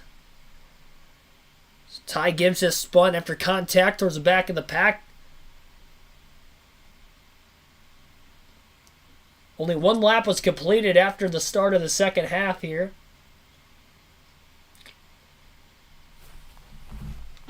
That's his crew chief, Jay Smalls. That Aussie accent is unmistakable, isn't it? Well, but he's also, hey, he's sticking up for his driver, and he's prodding him along a little bit too, isn't he? I want to know where he thought he should go.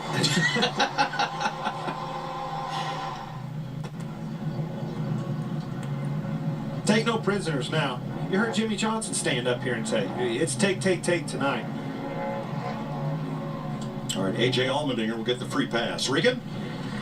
Well, Mike, a number of teams, obviously, everybody on pit road during the halfway break, but a number of teams making significant changes to the race cars. One team that was not, though, Bubba Wallace. That race car just a little bit tight through the center of the corner. Said he wanted a little more turn with the race car. Other than that, very happy, just taking what he can get right now. Jamie?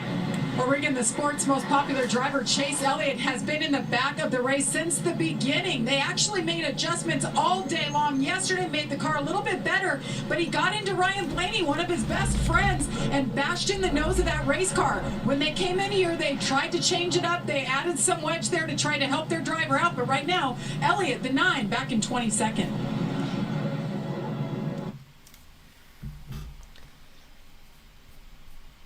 Yeah, the big thing is when it comes to the delay side of things, it's about a 30-second to a minute delay from what I'm probably saying to what you guys are going to see on YouTube.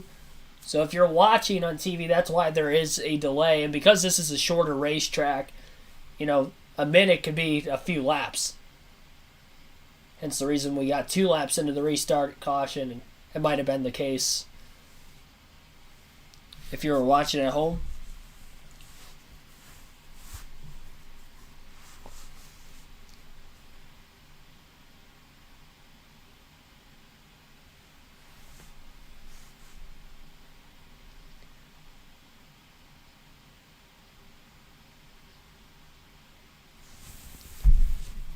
Appreciate you guys tuning in. Refresh here. We got 47 likes. 1 lap past halfway so far. We're almost halfway to our goal for tonight's race.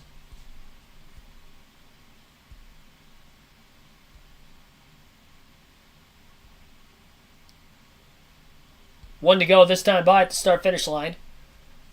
Bubba Wallace will be back on the inside. Austin Dillon going to be on the inside of row 2.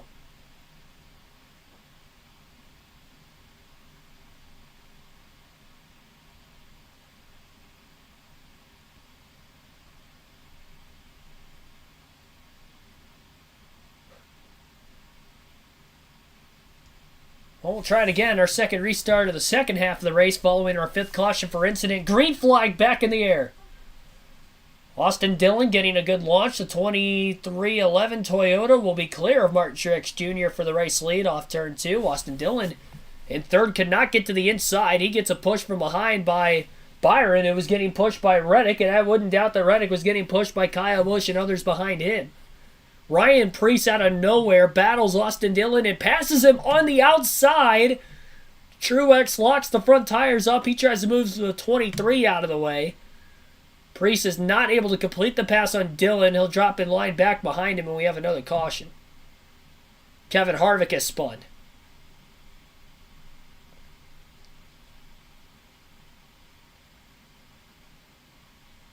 Harvick spinning brings out yet another caution with 72 laps to go.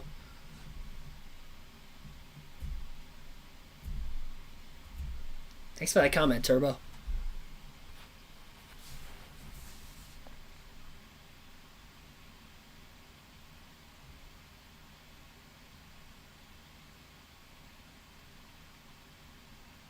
Quite a bit of damage to the back of the 4 car as well. Contact from the 38 of Todd Gilliland and just a plethora of cars trying to nose their way down to the inside of the 4 after he spun.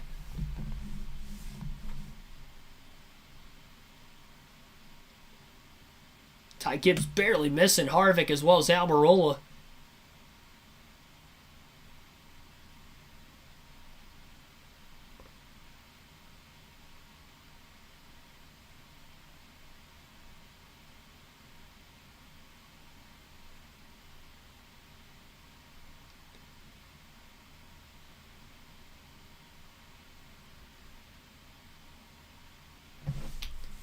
Waiting for them to go back to green flag racing here before long.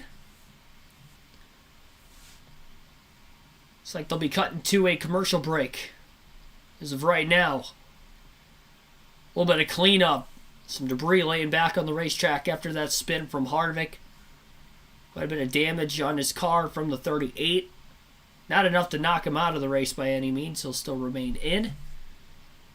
Harvick Blaney, lap down. Again, Eric Jones, the only car out of the race so far today.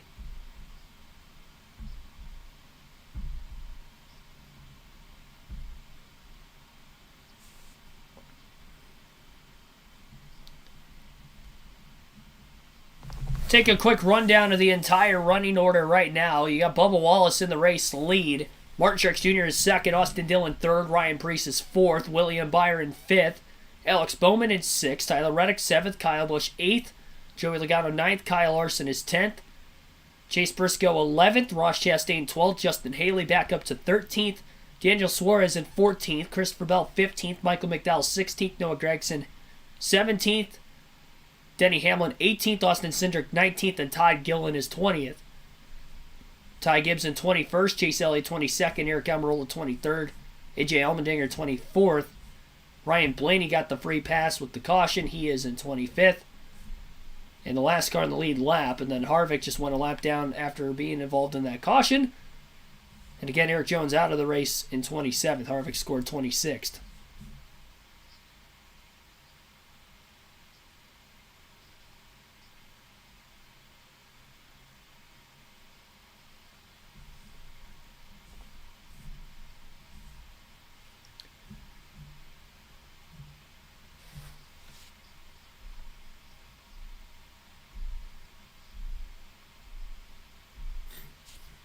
Yeah, they got an ad break going on right now.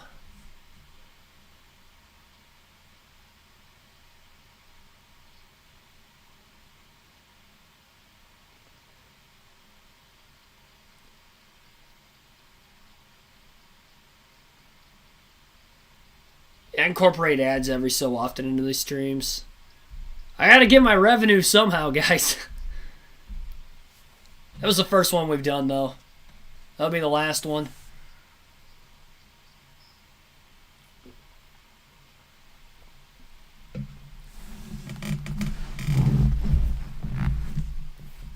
Do a couple of them every live commentary stream.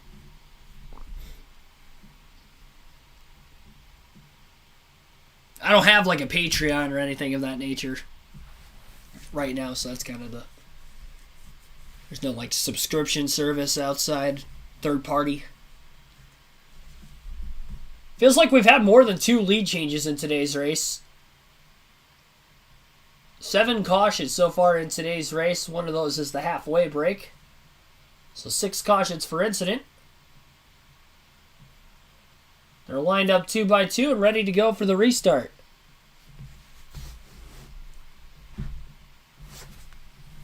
Then again, you don't want to get hung out there if you know. I'm sure he'll make his way in. I don't want to be hung up on the bottom either.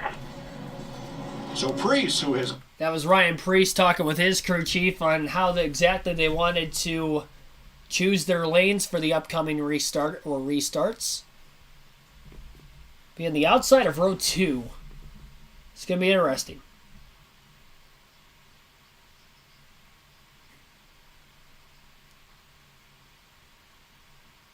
Green flag back in the air. Bubba Wallace, Austin Dillon on the front row. Another good launch by the 23 car of Wallace. Dillon trying to crowd his way down to the bottom with Martin Truex Jr. there. They're side by side for second as Wallace is clear of the back straight. Ryan Preece outside of row 2 is quickly able to get to the bottom. Didn't lose any spots and now gets to the inside of Austin Dillon, who lined up on the outside in front of him on the restart. Truex is clear for second and Ryan Preece is going for third. How about that? Ryan Preece up to third place.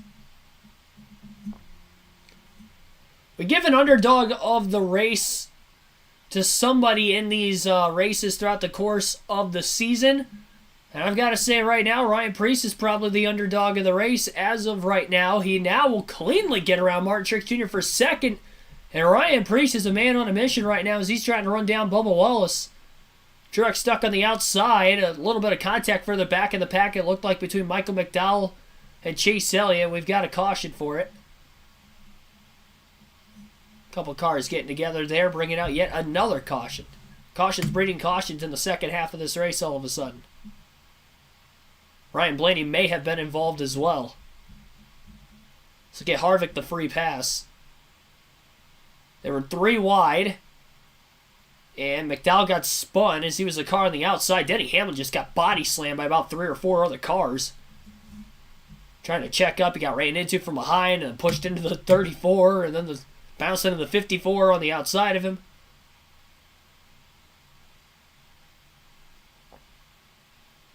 Elliott had to come to a complete stop on the back straightaway.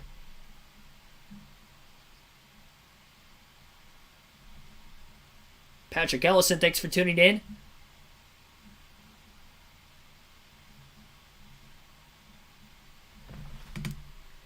Brandon Simmons, thanks for tuning in also.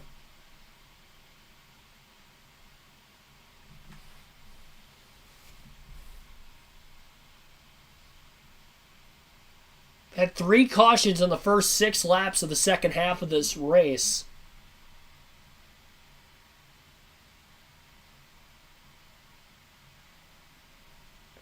It's our 8th caution of the day. I think there was only like 6 or 7 in last year's race total. But we had a 60-plus lap green flag run at the end of last year's race. Ty Gibbs is in the garage.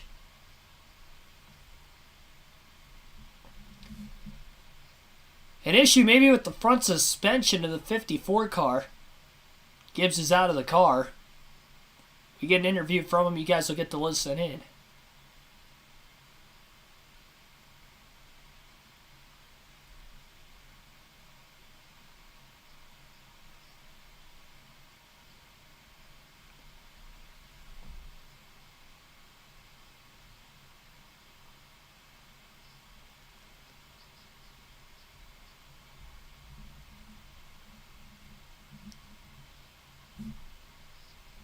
So again, Ty Gibbs having an issue under the caution. He had contact with the 11 car. His car came up off the ground a little bit, specifically the left side tires.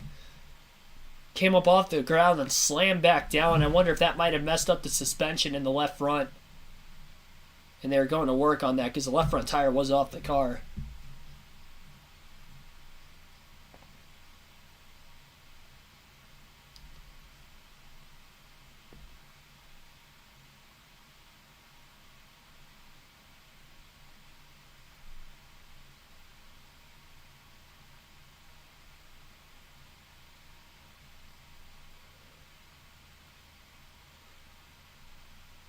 Showing the replay of Ryan Preece getting about 6 or 7 spots on the second to last restart.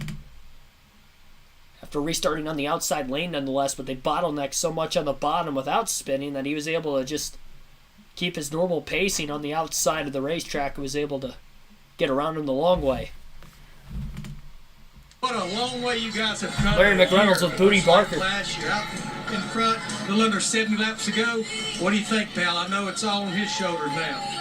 That's a good-looking suit, Larry. I appreciate it. I'm gonna let you know. You look good, brother. You look good. We're good, but it's just a matter of, you know how it's gonna be. It's gonna come to a restart. Everybody's gonna hit everybody. Hopefully we're in a good position, but we're strong, and he's doing well. So I'm happy. Good luck, buddy. Jamie, I would say they're going to have plenty more restarts, though. Yeah, Jamie this Little rate, with Ty definitely, Gibbs. Larry. Well, Ty Gibbs out of the race. Now they're saying it's a broken spindle. Your first ever Busch Clash. How would you describe your first experience here, Ty? Yeah, I guess it's called the Clash for the reason. I feel like definitely sucks. I was the pinball tonight. I feel like we were really fast. I just couldn't go anywhere. I picked a bunch of spots off. I got up to about 17th, I think, and then we got spun. And then going right there, I got back on the top, and we went back to the same spot really quickly, and then just got hit in the left front. I mean, it's just nothing we can do. It's a small track. It's a great show. I just wish, we could race more and then not be so checking up the whole time. I feel like the whole time we've been riding the brake. I try not to hit people. Thanks, Ty. Eric.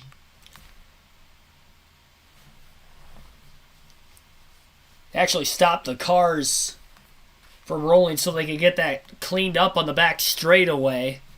And now they're back rolling again, so we're more on a caution period. Should be going green here in a few laps.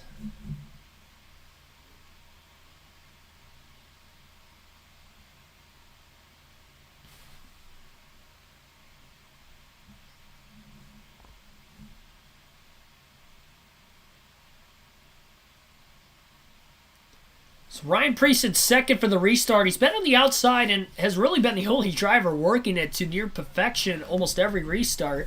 He has been on the top. Will he play it safe and go to the bottom, though, on this next restart, or will he try to risk it all and go to the top again? I will say, though, I feel like it's harder on the outside of row 1 because you know that they're not going to bottleneck on the bottom in front of you, or the likelihood of it happening wouldn't be as much because there's no more cars in front of the leaders versus when you're mired mid-pack. Yeah, broken spindle for Ty Gibbs has knocked him out.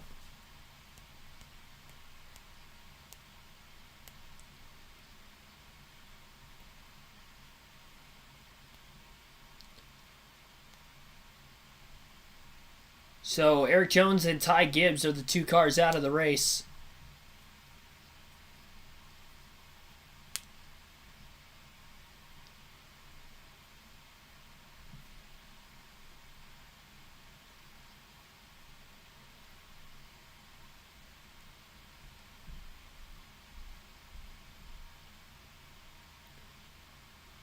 Watch old Supercross here. It was awesome. Yeah, I remember watching Supercross when I was younger, especially during the wintertime when NASCAR wasn't going on. More so when it was like on Speed Channel when I was growing up.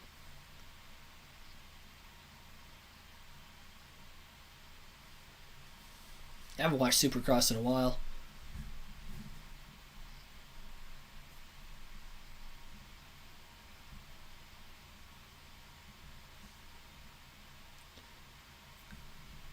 Caster winning picks down in the chat below. Who do you think is going to win this race?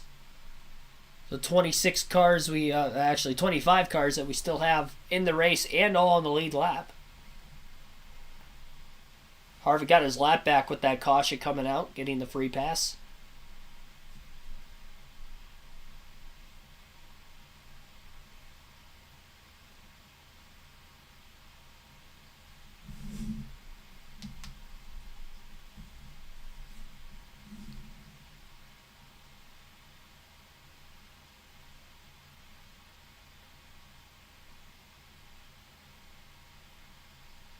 Lining up 2 by 2 now.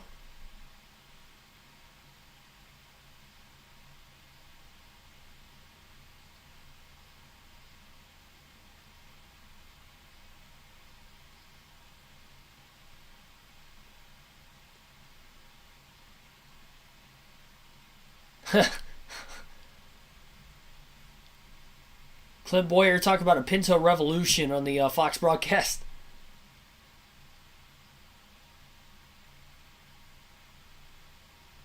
Mike Joy is just a walking encyclopedia. That's what Mike Joy is.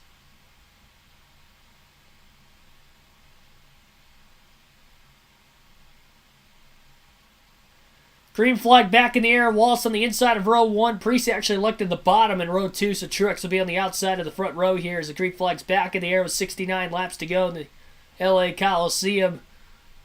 Busch Light Clash. Bowman, who was on the outside of row 2, is quickly able to get around. And we've got a caution again. And they are closing in on Todd Gilliland. A little late with the yellow flag that time. He's trying to get corrected as the field was coming around, and they had to scatter at the last second.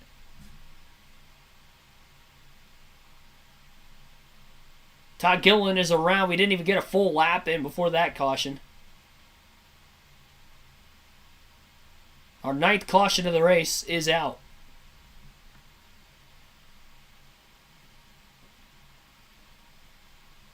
Contact from Kevin Harvick sends the 38 around.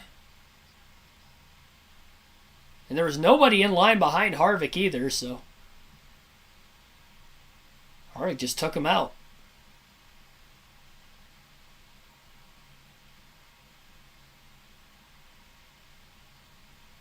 Imagine how much scuffage there is on all these cars throughout the field, especially those at the back. I mean, this is Chad what Ryan grew up Johnston, doing, crew so, chief of Ryan Preece with Larry I think Reynolds. we put ourselves in good position here for this last stage to get this United Rentals Ford Mustang in victory lane, hopefully.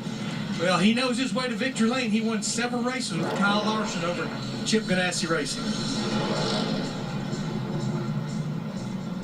With this Super Bowl, you have a chance to win $1 million of Terry Bradshaw's money. $1 million. Does Terry even have that? Obviously, it's not Terry. It's not Terry's money. I mean, let's be honest here.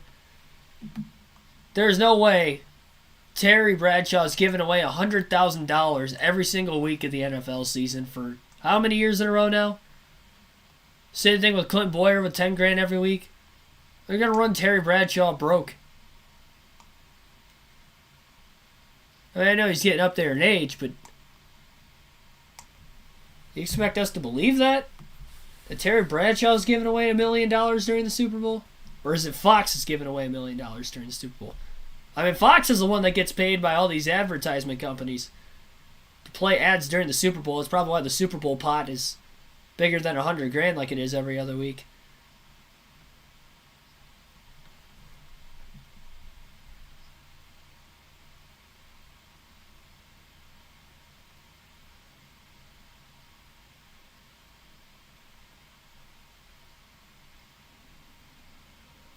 Pace car's back into the infield, and we'll try it again. It's 6 laps completed in the second half of this race and 4 cautions to go with it. Green flag is going to be back in the air. A much standing even start between the 41 and the 23, and Priest on the outside. A little love tap with the 23 of Wallace down underneath him. He's so close to clearing him this time into turns 3 and 4. Wallace gets a hit from behind. Priest is clear. On the outside, Ryan Priest will get to the lead.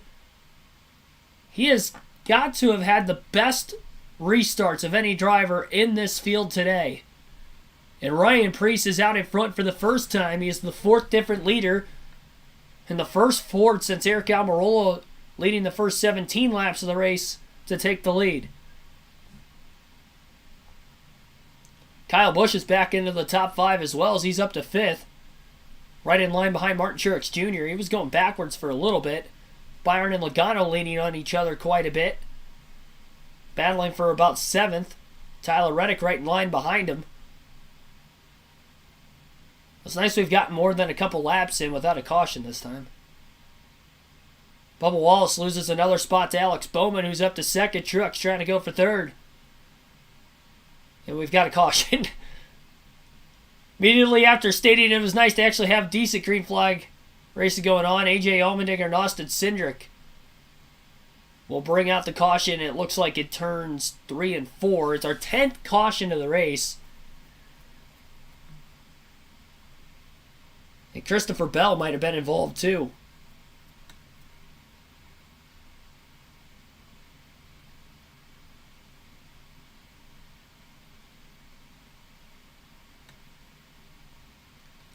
And Bell actually was involved. Cindric gets stopped to keep from hitting the 16. It was more the 16 and the 20 that were involved in the wreck. Cindric was able to get on the brakes in time. I don't think he made contact with the 16. And if he did, it was a kiss. That's all it was.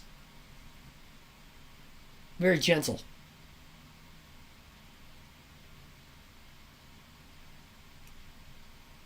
Looked like the 16 got sent by the 34 of McDowell after Allmendinger tried to chop off McDowell.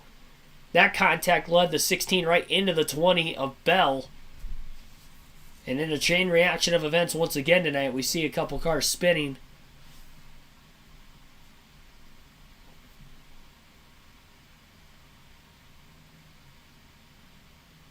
We've had 22 minutes and 24 seconds worth of green flag racing tonight. I wouldn't doubt that we've had more of that under caution in today's race. But it's a good thing that the caution laps don't count. Because in an instance like this, if they did count, the race would probably be about over by now. And we wouldn't have seen much green flag racing. So I commend NASCAR for at least having no caution laps counting in this race for that reason. Let's give a nice little applause here for NASCAR making the right call on that one. I feel like we chastise NASCAR enough, like when they make wrong calls on certain specific things. When they make the right call, I think we have to give them a round of applause, too. Try to keep things positive here.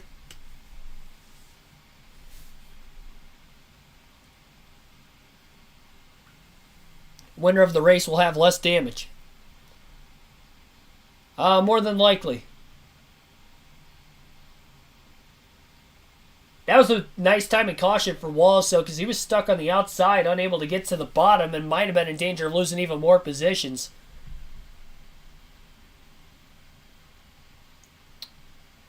I don't like the fact that Kyle Busch went to the outside there. I hope he gets to the bottom quick. I have money on him to win, so that's... I'm a Ryan Blaney fan. He was in a wreck early in this race, and he's had a lot of damage. He's still outside the top 20.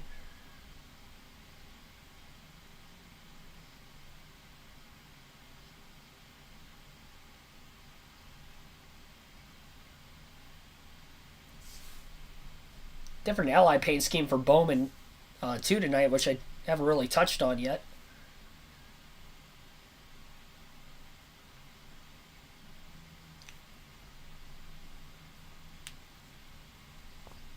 Yeah, Joey Logano inside row 4 starting to move through the field slowly but surely. Ryan Preece on the inside lane, but he is the control car this time. Bowman on the outside of the front row. Green flag back in the air at the LA Coliseum. Priest down on the bottom, trying to pull clear. The 48 of Bowman, not quite going to be able to do it yet. Still side by side for the race lead into 3 and 4. Wallace also side by side, and it looks like Kyle Busch has gone around my money. Kyle Busch has gotten spun, and to the rear of the field he'll go. Dang.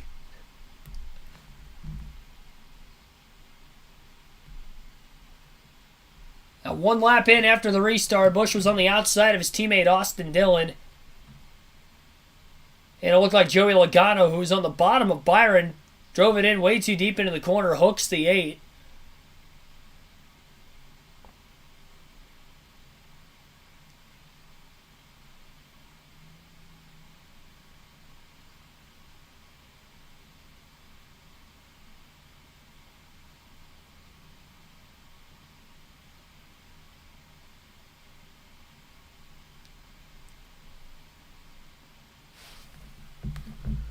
In there, and it wasn't like he slid a half a car off the bottom. It's just such tight quarters. It was a product of the accordion in front of him. He was trying to fill the hole and then ride all at the same time. Boom, they meet. That will send Kyle back to 25th. Dang. You know, he's in the top 7 all night. 64 laps to go. Ryan Preece leading Alex Bowman and Bubba Wallace. I mean, Justin Haley's up tonight. I did have money on him, too. I don't think Busch is coming back unless a lot of guys get knocked out of the race. Start black flagging people for causing cautions at this rate. All the cautions are just spins, yeah. They have to bring out the yellow, though, just because it's such a short track.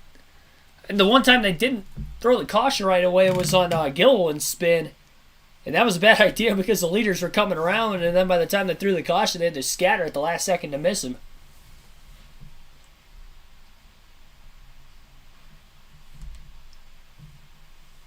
It's not like some tracks where you have a lazy spin, the car's at the back of the pack, and you can just kind of wait for them to regather it.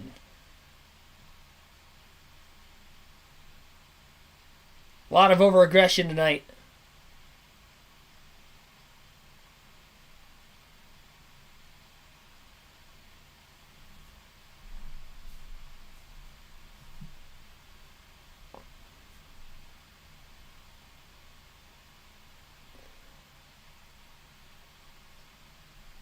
I believe that is the 5th caution for incident that we have seen in just 11 laps of the second half of this race. I mean, we're getting to the point where we've literally had over half as many cautions as we've had laps in the second half. Got another lap in there before that caution. Still have 64 laps to go. I mean, nobody's DNFing with these wrecks except for Eric Jones and Ty Gibbs, so there's still 25 cars not only in the race, but all in the lead lap still. Demolition Derby NASCAR style. Yeah, pretty much. More exciting if the race winner of the Clash qualified for the chase. Well, if that were the case, then we'd probably see even more wrecks than what we have already had today. So this is a points race.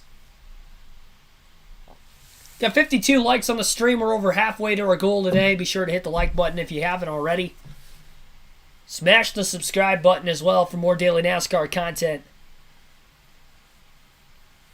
Live race commentary streams all season long for Truck, Xfinity, and Cup action. Our next live race commentary stream will be the Xfinity Series on the Saturday of the Auto Club race weekend.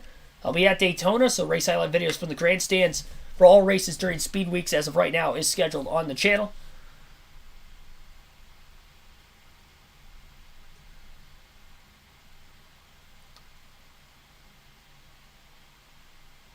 $13 yellows, I believe. Yeah, right around there.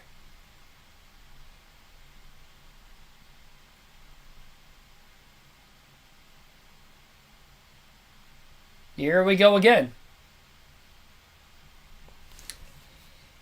64 laps remain. You just never know what could happen. Ryan Preece going to lead the field to the green on the inside. Wallace behind him. He's got Bowman on the outside of the front row. Green flag back in the air.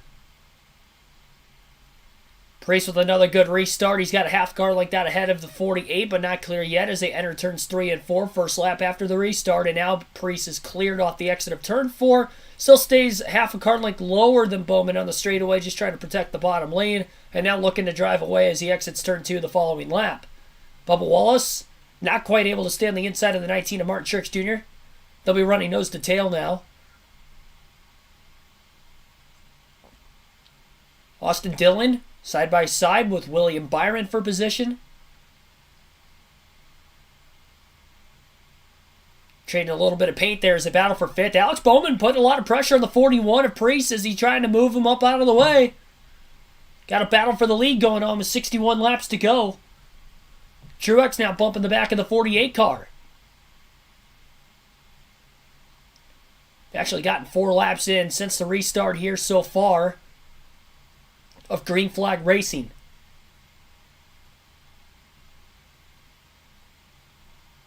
Three wide, further back in the pack. Kyle Busch trying to make up as many positions as quickly as he can as he passes Almirola and Elliott.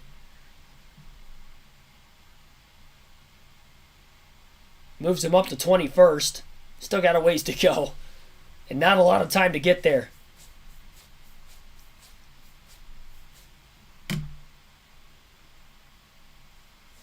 Justin Haley up to 8th as well as he gets by Tyler Reddick in recent laps. Actually clears him finally off the exit of turn 4. Reddick gets into the back of the 31 there just a bit. See if we get into lap traffic at all this time during this green flag run. Joey Logano gets passed for position by Michael McDowell. Logano was in 7th just 2 restarts ago.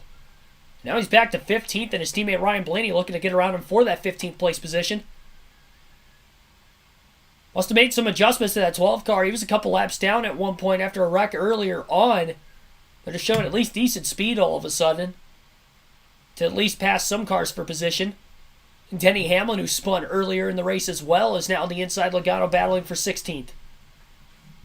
0.4 of a second lead now for Preece, built up over Alex Bowman. Your top 5 would have Ryan Preece in the lead, Alex Bowman 2nd, Martin Truex Jr. 3rd, Bubba Wallace 4th, and Austin Dillon rounds out the top 5. Apologize for my voice. My voice is just starting to go away. I really hope it makes it to the end of the stream here.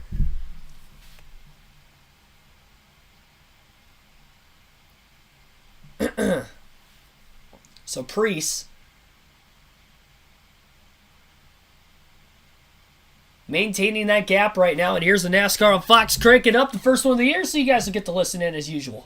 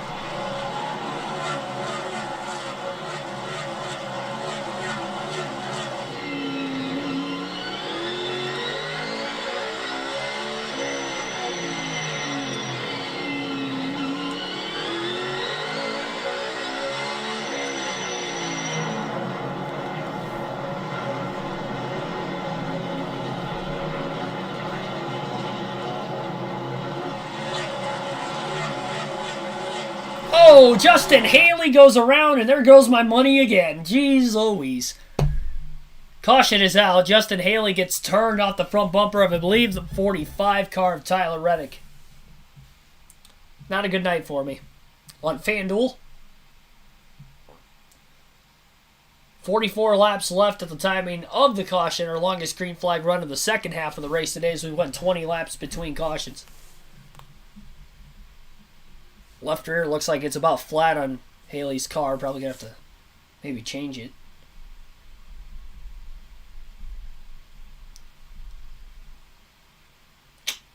Austin Cindric going to get the free pass. He went a lap down right before the caution came out, I believe. No, he didn't, actually. Might have pulled off. 14 car, Chase Briscoe, had actually gotten into Reddick, which launched Reddick into Haley and turned Haley around. Wake up the neighbors around me. It wasn't cranked up quite that loud. At least I hope not. Be knocking on my door any second.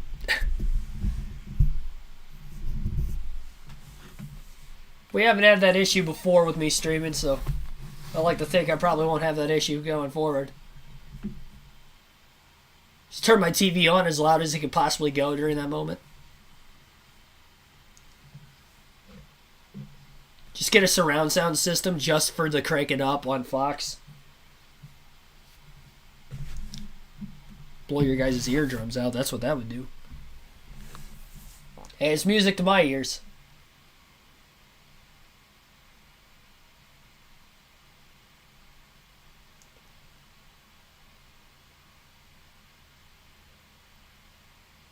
Best of tonight's live commentary stream will be uploaded on the channel tomorrow. On the channel as well, so be on the lookout for that. Be sure to hit that notification bell icon if you haven't already. And again, subscribe for more daily NASCAR content if you haven't already. Got 54 likes. Hit the like button. Our goal is 100 today. I'm 46 away from tonight's goal. Going to the choose cone, Ryan Preece selects the inside. Alex Bowman up high. And then you got Truex and Bubba Wallace in row 2. Austin Dillon, William Byron in row 3. About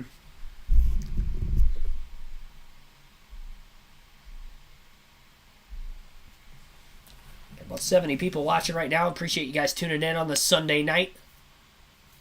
Just over 10 o'clock, just past 10 o'clock Eastern Standard Time.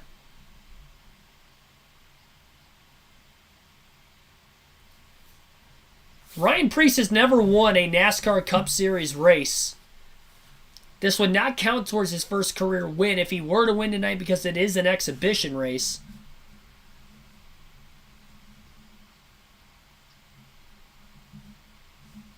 This will be interesting, though.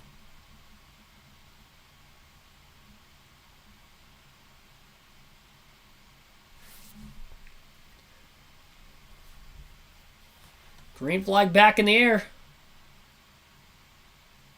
Haley just got up to the 8th place position prior to his spin as well. Bubba Wallace on the outside lane quickly gets down to the bottom in 4th place right behind Martin Truex Jr. 2 by 2 throughout the field behind them. Preece will clear the 48 of Bowman, and now a bump from behind there for Martin Truex Jr. Truex shoves his way to the inside of the 48, and they're side by side for second. Bubba Wallace into the back of the 19 car, and that might have given the momentum to the 48 on the outside. He'll hold clear for second place again. Wallace gets contact from the 3 of Dillon. Dillon clears the 24 of William Byron. Byron pushes the 3 into the 23. More contact behind them. One car's around. We got another caution. Couldn't tell who that was. And it's the 14 of Chase Briscoe, who had caused the last caution, and now he'll bring this one out.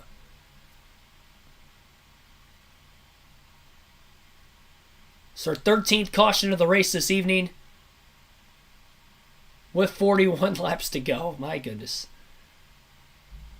Way more cautions in this race than what I thought there was going to be. There's literally, if we have one more caution, we're going to have twice as many yellows as we did in last year's race.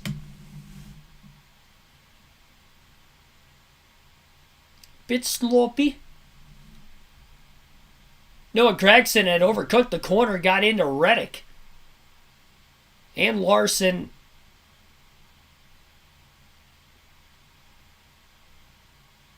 Briscoe was on the outside, so that's what ended up turning him around with the contact from the 42. Dark Shadows, thanks for tuning in. I hate Joey. First comment he comes into the screen, I hate Joey Logano. He wanted his voice to be heard.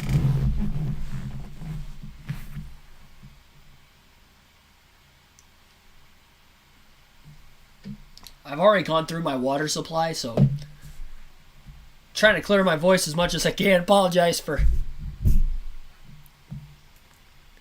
being loosened out.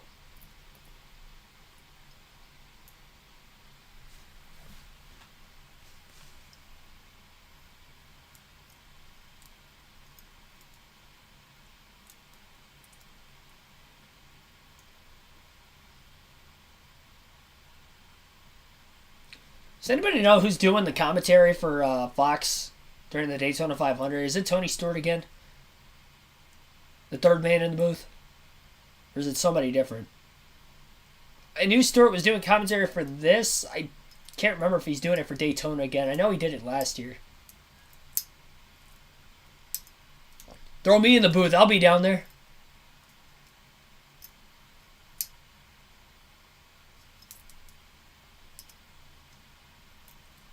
Not going to be down there until Thursday, but I'll be down there. Doubling up, Priest on the inside of row 1, Bowman on the outside. Then you got Martin Truex Jr. on the inside of row 2 with Bubba Wallace on the outside of the second row.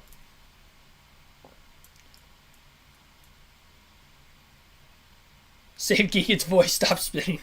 Yeah, really, I mean, the longer this race goes, the worse and worse my voice is going to get.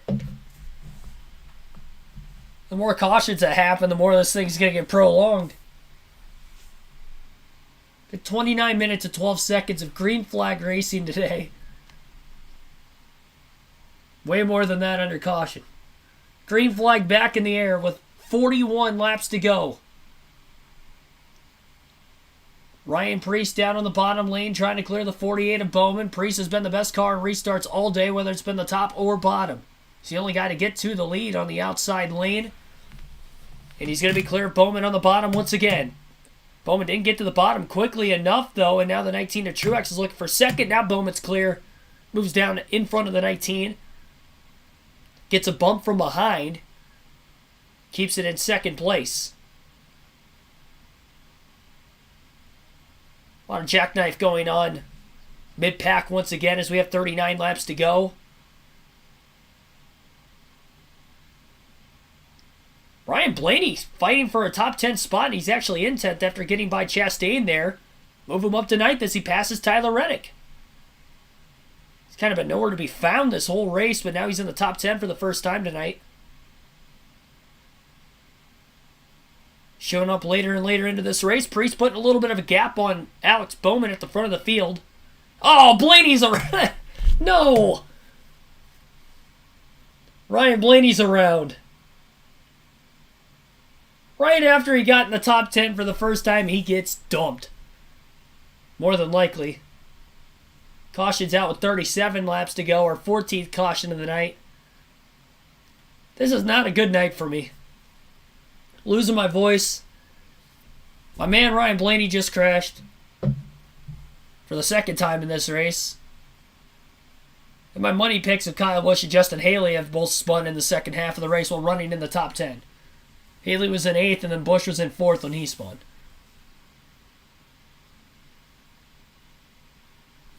It is definitely fitting that this race is called the Clash. So Logano hit Chastain, who hit Tyler Reddick, who then hit the 12 of Blaney, which sent Blaney up into the outside wall. Blaney didn't spin, but he got up into the wall, came to a stop, caution came out.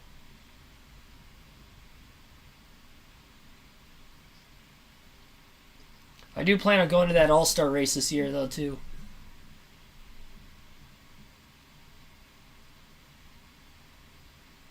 These guys are not racing with much respect today, though. I'll tell you that much. Kyle Busch back up to 13th. Justin Haley still in 22nd.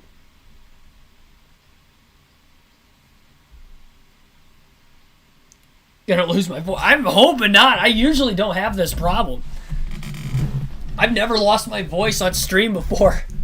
It is going out. I think it's because this is the first one of the year, though, and I'm like wasn't prepared for it.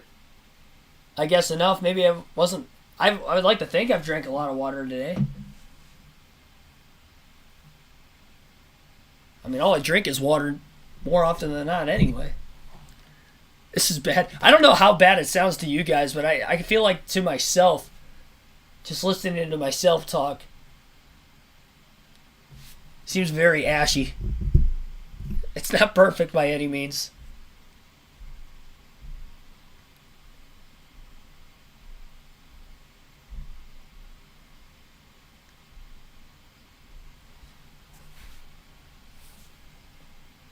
Voice went from having an announcer voice to a guy that chain smoked for 20 plus years in the span of like 2 hours. There's been something.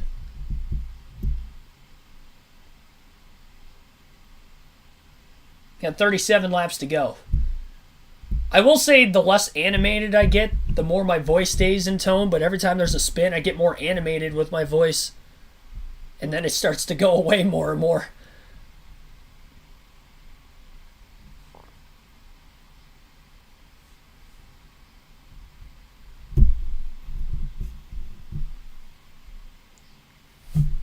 This is rough. I don't know how much longer this race is going to go on. This could be the final restart. We could have 15 more. Who knows? Green flag back in the air. Ryan Preece leads the field to the green. Alex Bowman on the outside of the front row. Bubba Wallace on the outside of row 2 quickly gets to the bottom, gets slammed from behind by Austin Dillon, which almost moves him up out of the lane again. Dillon still has the 24 car of William Byron to his outside. Truex now to the inside for second place on Alex Bowman, allowing Preece to slowly pull away. Wallace has still led the most laps in today's race, but Ryan Preece is closely getting closer to that mark as he's a couple laps away from now leading the most laps in the race himself. Martin Truex Jr. is all clear for second. The Toyotas that have dominated most of the racing tonight still have a couple of them inside the top 5 running second and fourth. Wallace beating and banging with the 48 of Bowman for third.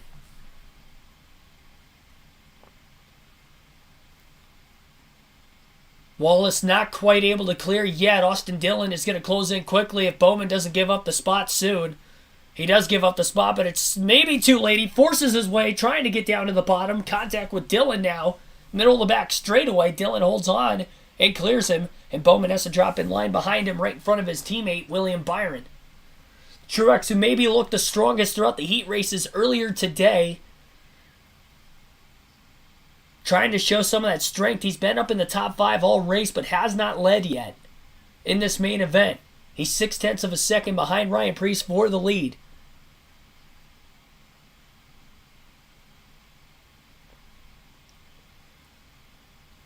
Reddick. Kyle Busch battling for 10th. Busch is stuck on the outside right now. He's going to clear the 45. Couldn't quite, get back down to the bottom. Pretty close to clearing the 45 car. Couldn't quite do it.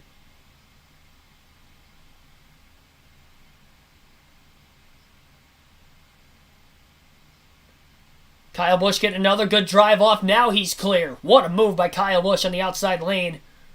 And what a drive to get back in the top 10 after spinning earlier. Truex closing in on Preece. 27 laps to go. They're bumper to bumper for the lead. If they get to racing and battling really aggressively with each other, it could allow Bubba Wallace and Austin Dillon to close the gap. Running out of laps.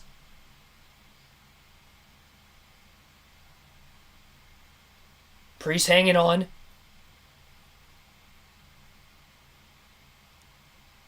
Truex, one of the more cleaner racers in NASCAR.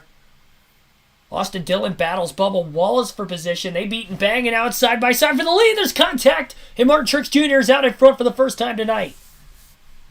24 laps to go. Truex takes the lead away from Ryan Preece on this long run. Preece has been the best car on a restart We're restarts so far today, so if we get a caution, don't count Priest out of it. And if we have a long enough green flag run, they may catch lap traffic as well, which could play a big factor in the finish of this race. Austin Dillon, meanwhile, gets by Bubba Wallace for third. He is closing in on Ryan Priest for second.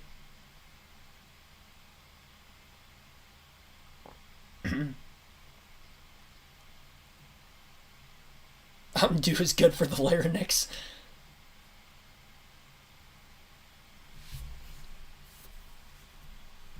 Is that a doctor's order?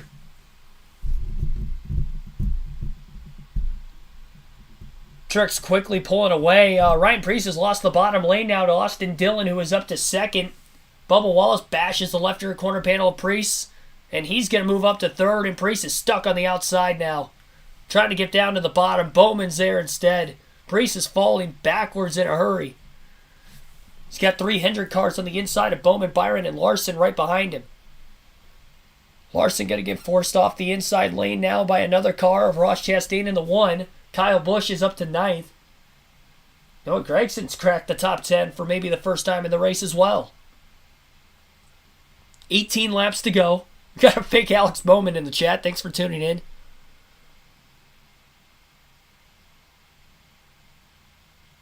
The race is on the Big Fox, that's why. It's not on FS1. It's on your regular Fox affiliate. Or local Fox affiliate. Byron, Priest battling side by side for 5th. Down to just 15 laps to go, still green. 1.7 second lead for Martin Truex Jr. over Austin Dillon.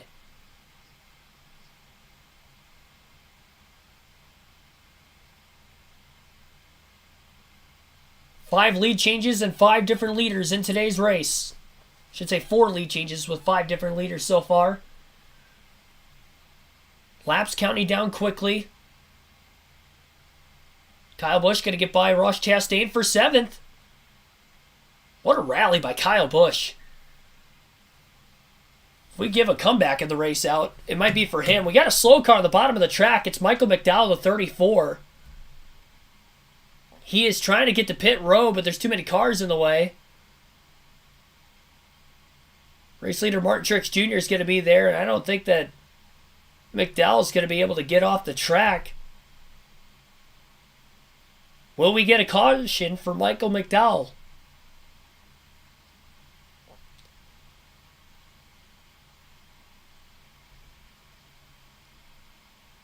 Priest back down to the bottom after Ross Chastain's going to make the pass for position. Harvick on the inside. Reddick for 10th out of nowhere. Harvick trying to get in the top 10 now. 10 laps to go. Make that 9 and the caution flag's out. And it's Michael McDowell.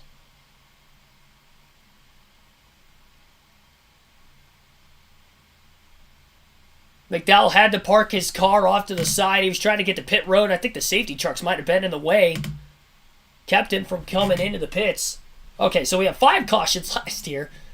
This is the 15th caution of the race tonight. We had 3 times as many cautions in this race today than what we had last season. Unbelievable. Lone Wolf Gaming, thanks for tuning in.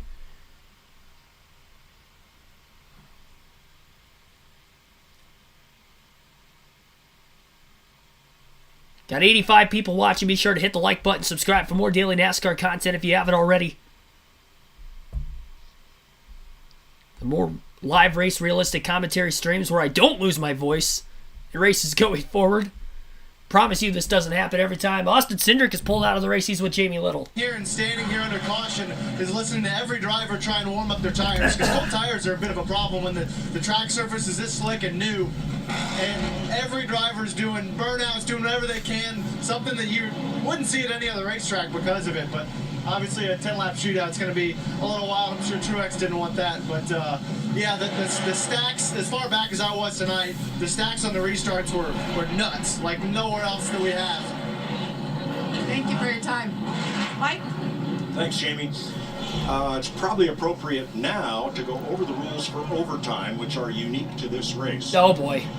Normally, in a NASCAR race, you would have a green-white checker overtime if the caution were to come out prior to the white flag or checkered flag lap. In this event, if the leader does not take the checkered flag under green, they will re-rack the field and go green-white checker. 2 laps to finish it off, much as usual. So it's just like the All-Star race last year, where essentially we saw Ryan Blaney come just, less than 100, within a couple 100 feet of the start-finish line, maybe even less than that, really. Caution flag came out. They had to have a green-white checker restart, window net issue. So this race has to end under green flag conditions, much like the All-Star race last year. Hopefully, we don't have a fiasco like that again. We can only hope for the best. Truex was pulling away. He was setting sail. I'll tell you, Kyle Busch is inside of row 3 right now. He's probably going to need more than one restart to get to the lead, but my pick is back up there.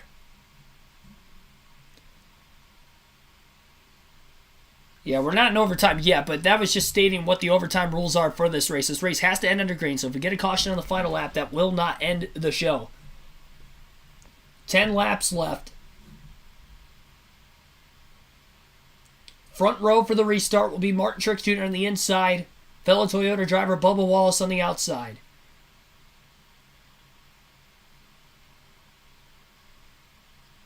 In row 2, you're going to have Austin Dillon, I believe Alex Bowman.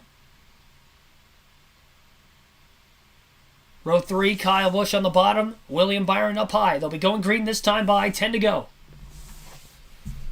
Will this be the final restart? Green flag back in the air. Truex and Wallace both get good launches. Who will have the better launch off of turn 2? It's going to be Truex. He's clear. He got a push from the 3 of Dillon, which kind of helped him out right off the exit of the corner. Wallace booted out of line now by Dillon. And Dillon is clear up to second, but Bubba Wallace is going to slam the 3 car down into the corner, basically using him as his brakes. Causing a big stack up, and it's allowing Martin Truex Jr. to get away. Everybody's using each other up. There's contact. Bubba Wallace and Austin Dillon are 3 wide with Alex Bowman now underneath them. And Kyle Busch is on the inside looking for second. Side by side for second place still between Bubba Wallace and Austin Dillon. Corner after corner. Dillon gets back to the bottom. He knocks the 23 up the track. He's in the wall. Caution's out. Austin Dillon has turned Bubba Wallace, and tempers have flared with about 7 laps to go. Our 16th caution of the race. I think Busch is up to 3rd.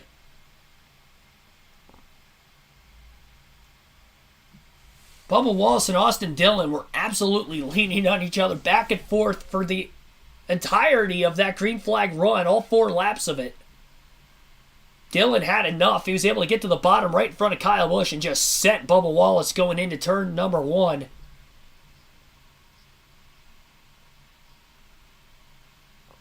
And Wallace will go to the tail end of the field after running towards the front almost all race. Mike George, thanks for tuning in.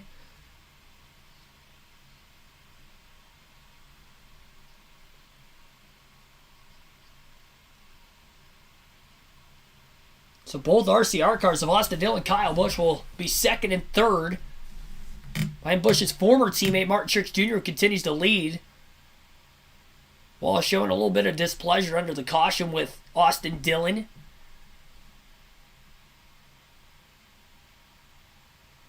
Might see something post-race. You guys will get to listen to post-race interviews following this. I would imagine that this race has gone past the allotted airtime, so we might not get many interviews. Maybe just the race winner, but however many we get, you guys will get to listen in.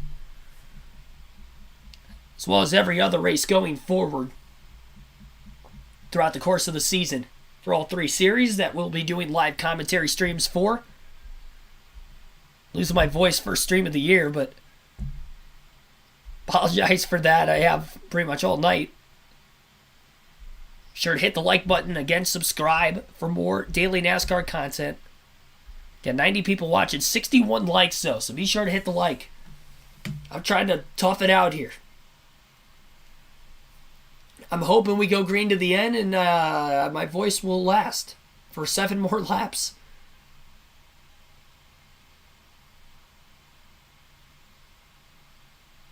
So because of all the caution laps being ran, it sounds like Michael McDowell and Todd Gilliland have ran out of gas in recent laps. So this could be an issue where fuel could come into play all of a sudden with all the extra laps we've ran in the second half of the race.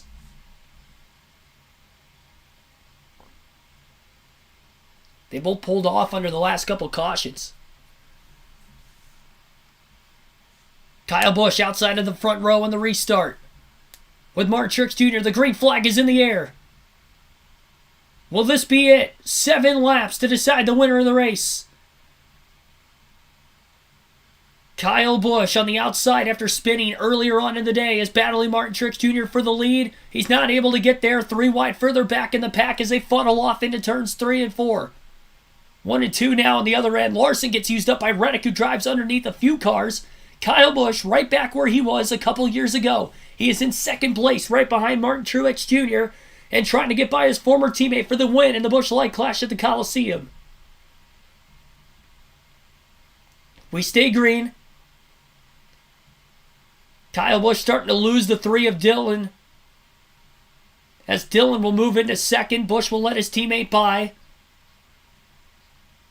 Martin Truex Jr. is slowly pulling away from the RCR Chevrolets behind him. 3 to go. Dillon is now the guy in the driver's seat trying to run down Truex in the hot seat. 2 to go at the line. Half a mile of racing left. About a 2 to 3 car length difference between Martin Truex Jr. and Austin Dillon. He's too far back to try any sort of a bump and run move on the final lap as they stand right now. 1 lap to go, sponsored by Credit One Bank. Busch is slowly losing Austin Dillon, and Dillon cannot keep up with Martin Truex Jr. Off of turn 4 for the final time. The checkered flag waves, and the guy who didn't win a race last year will win the first race this year. Martin Truex Jr. will win the 2023 Busch Light Clash at the LA Memorial Coliseum, and Byron just dumped Hamlin after the checkered flag. I do think he got hit from behind, though, going into the first turn, which sent the 11 around, but maybe more on that in a little bit. Fireworks on and off the track right now.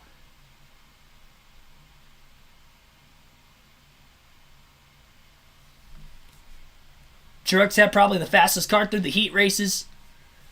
Took him almost all race to get to the lead. He didn't lead until 25 laps to go.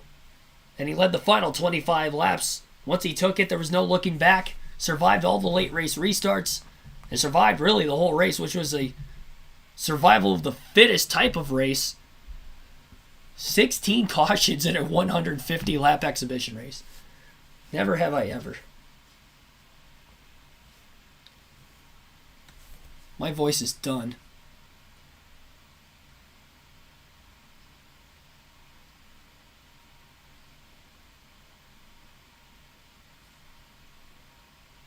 Sure, we'll get a front stretch interview here from Truex. He's got a burnout going down right now in the backstretch. In front of the LA crowd.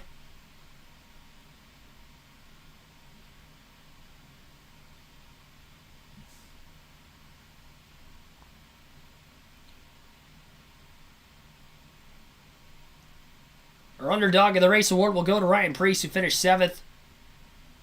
Led 43 laps. He led the most laps in today's race. Really came up out of nowhere after starting fairly deep in the field. His first race in the SHR 41 car. Proved very well. He might have a bright future with that team going forward this season. The comeback of the race has to go to Kyle Busch, finishing 3rd. Got up to 2nd. Restarted on the outside of the front row after spinning with about 64 laps to go. What a comeback for him. We'll go through the finishing results here in a moment. Here's Jamie Little with Martin Truex Jr. In style.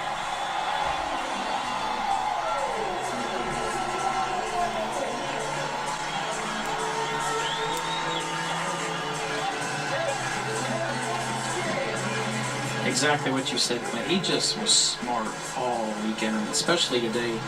he had good speed yesterday, just didn't have a good qualifying run, but I think that heat race really showed how strong that 19 car was to start 6th, to get to the lead like that.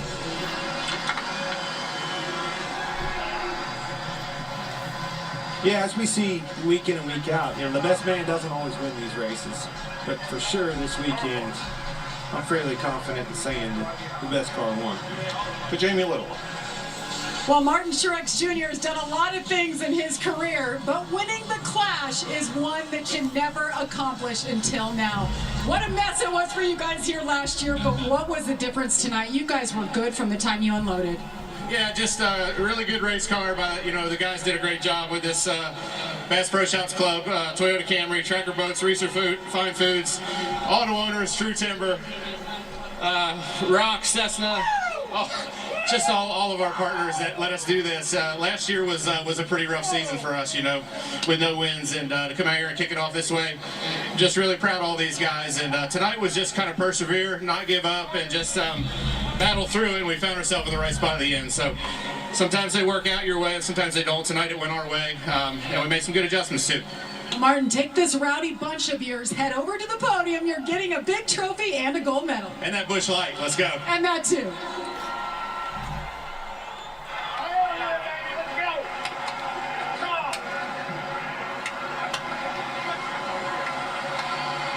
Truex led the final 25 laps tonight. Here's Regan Smith. Well, it was Regan Smith with Austin Dillon and Kyle Busch. Kyle Busch, Austin, you got there, just couldn't quite get it done at the end of the race. We also saw some contact with Bubba Wild. Things got wild at the end. Yeah, it did, and I hate it for Bubba. He had a good car and a good run, but you can't tell who's either pushing him or getting pushed. I just know he sent me through the corner, and I saved it 3 times through there, released the brake, all kinds of stuff, and then when I got down, I was going to give the same. Probably was a little too hard, but Bioethanol Chevy was pretty good. It's beat up, used up. Teammate let me go try and get Truex at the end. That was nice, and yeah, it's been fun. Hopefully we can do this more often. First race for Kyle Busch with your new race team. Same Kyle Busch up front. You went all the way to the back.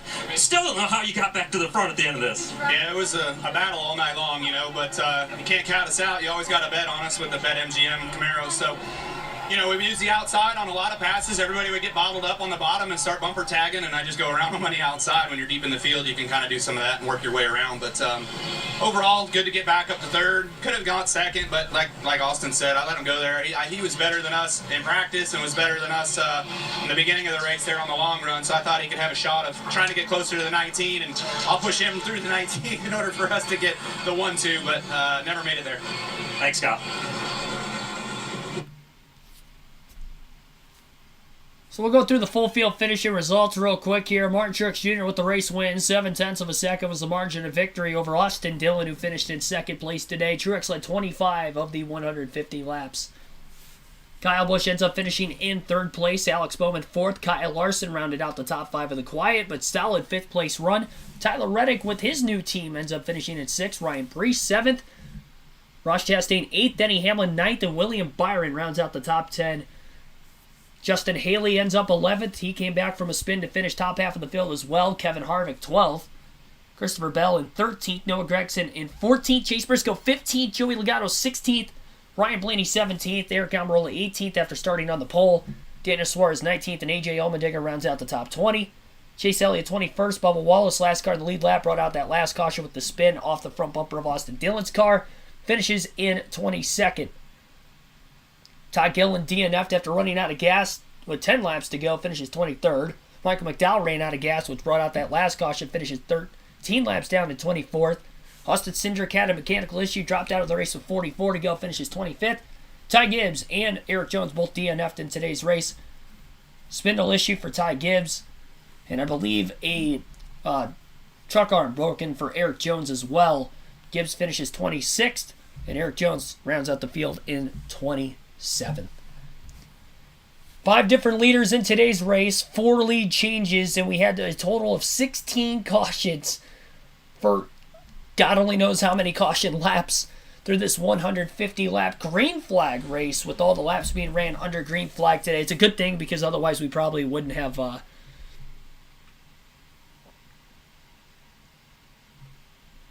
had some major issues there. probably would have only had like 7 green flag laps. All joking aside, we probably would have only had like a third of the race actually ran under green. Would have been like the Eldora truck race back in, I think it was 2019 when I went. Literally over half the race was ran under caution of the 150 laps. Thank goodness the exhibition race are not like that, because otherwise the same thing probably would have happened here. Crowning the podium winners. I forgot they were doing that, but yeah, they are doing that. Martin Truex Jr., though, with the win today. Congratulations to him. My voice is shot. I'm going to leave for the rest of the night here. Appreciate you guys tuning in. Great way to kickstart the 2023 NASCAR season on the channel. Be sure to like, subscribe for more daily NASCAR content. We'll be doing this on a weekly basis during the season. Of course, no NASCAR next week. Daytona 500 will be the following week. Next live race commentary stream will be the Saturday of the Xfinity race at Auto Club. I will be at Daytona for Speed Week, so there will be race highlight videos from the grandstands, from the dual races on Thursday, the truck race Friday, the Xfinity race Saturday, as well as the ARCA race Saturday, and then also the Cup race on Sunday with the big one, the Daytona 500. So be on the lookout for that as well. So I'll see you guys for the next stream. We might be streaming tomorrow. It depends on what my voice is like. We might have our NASCAR 22 championship race. Be on the lookout for that. I'll keep you guys posted in the community tab. Appreciate it as always. And thank you for all your support. See you guys next time.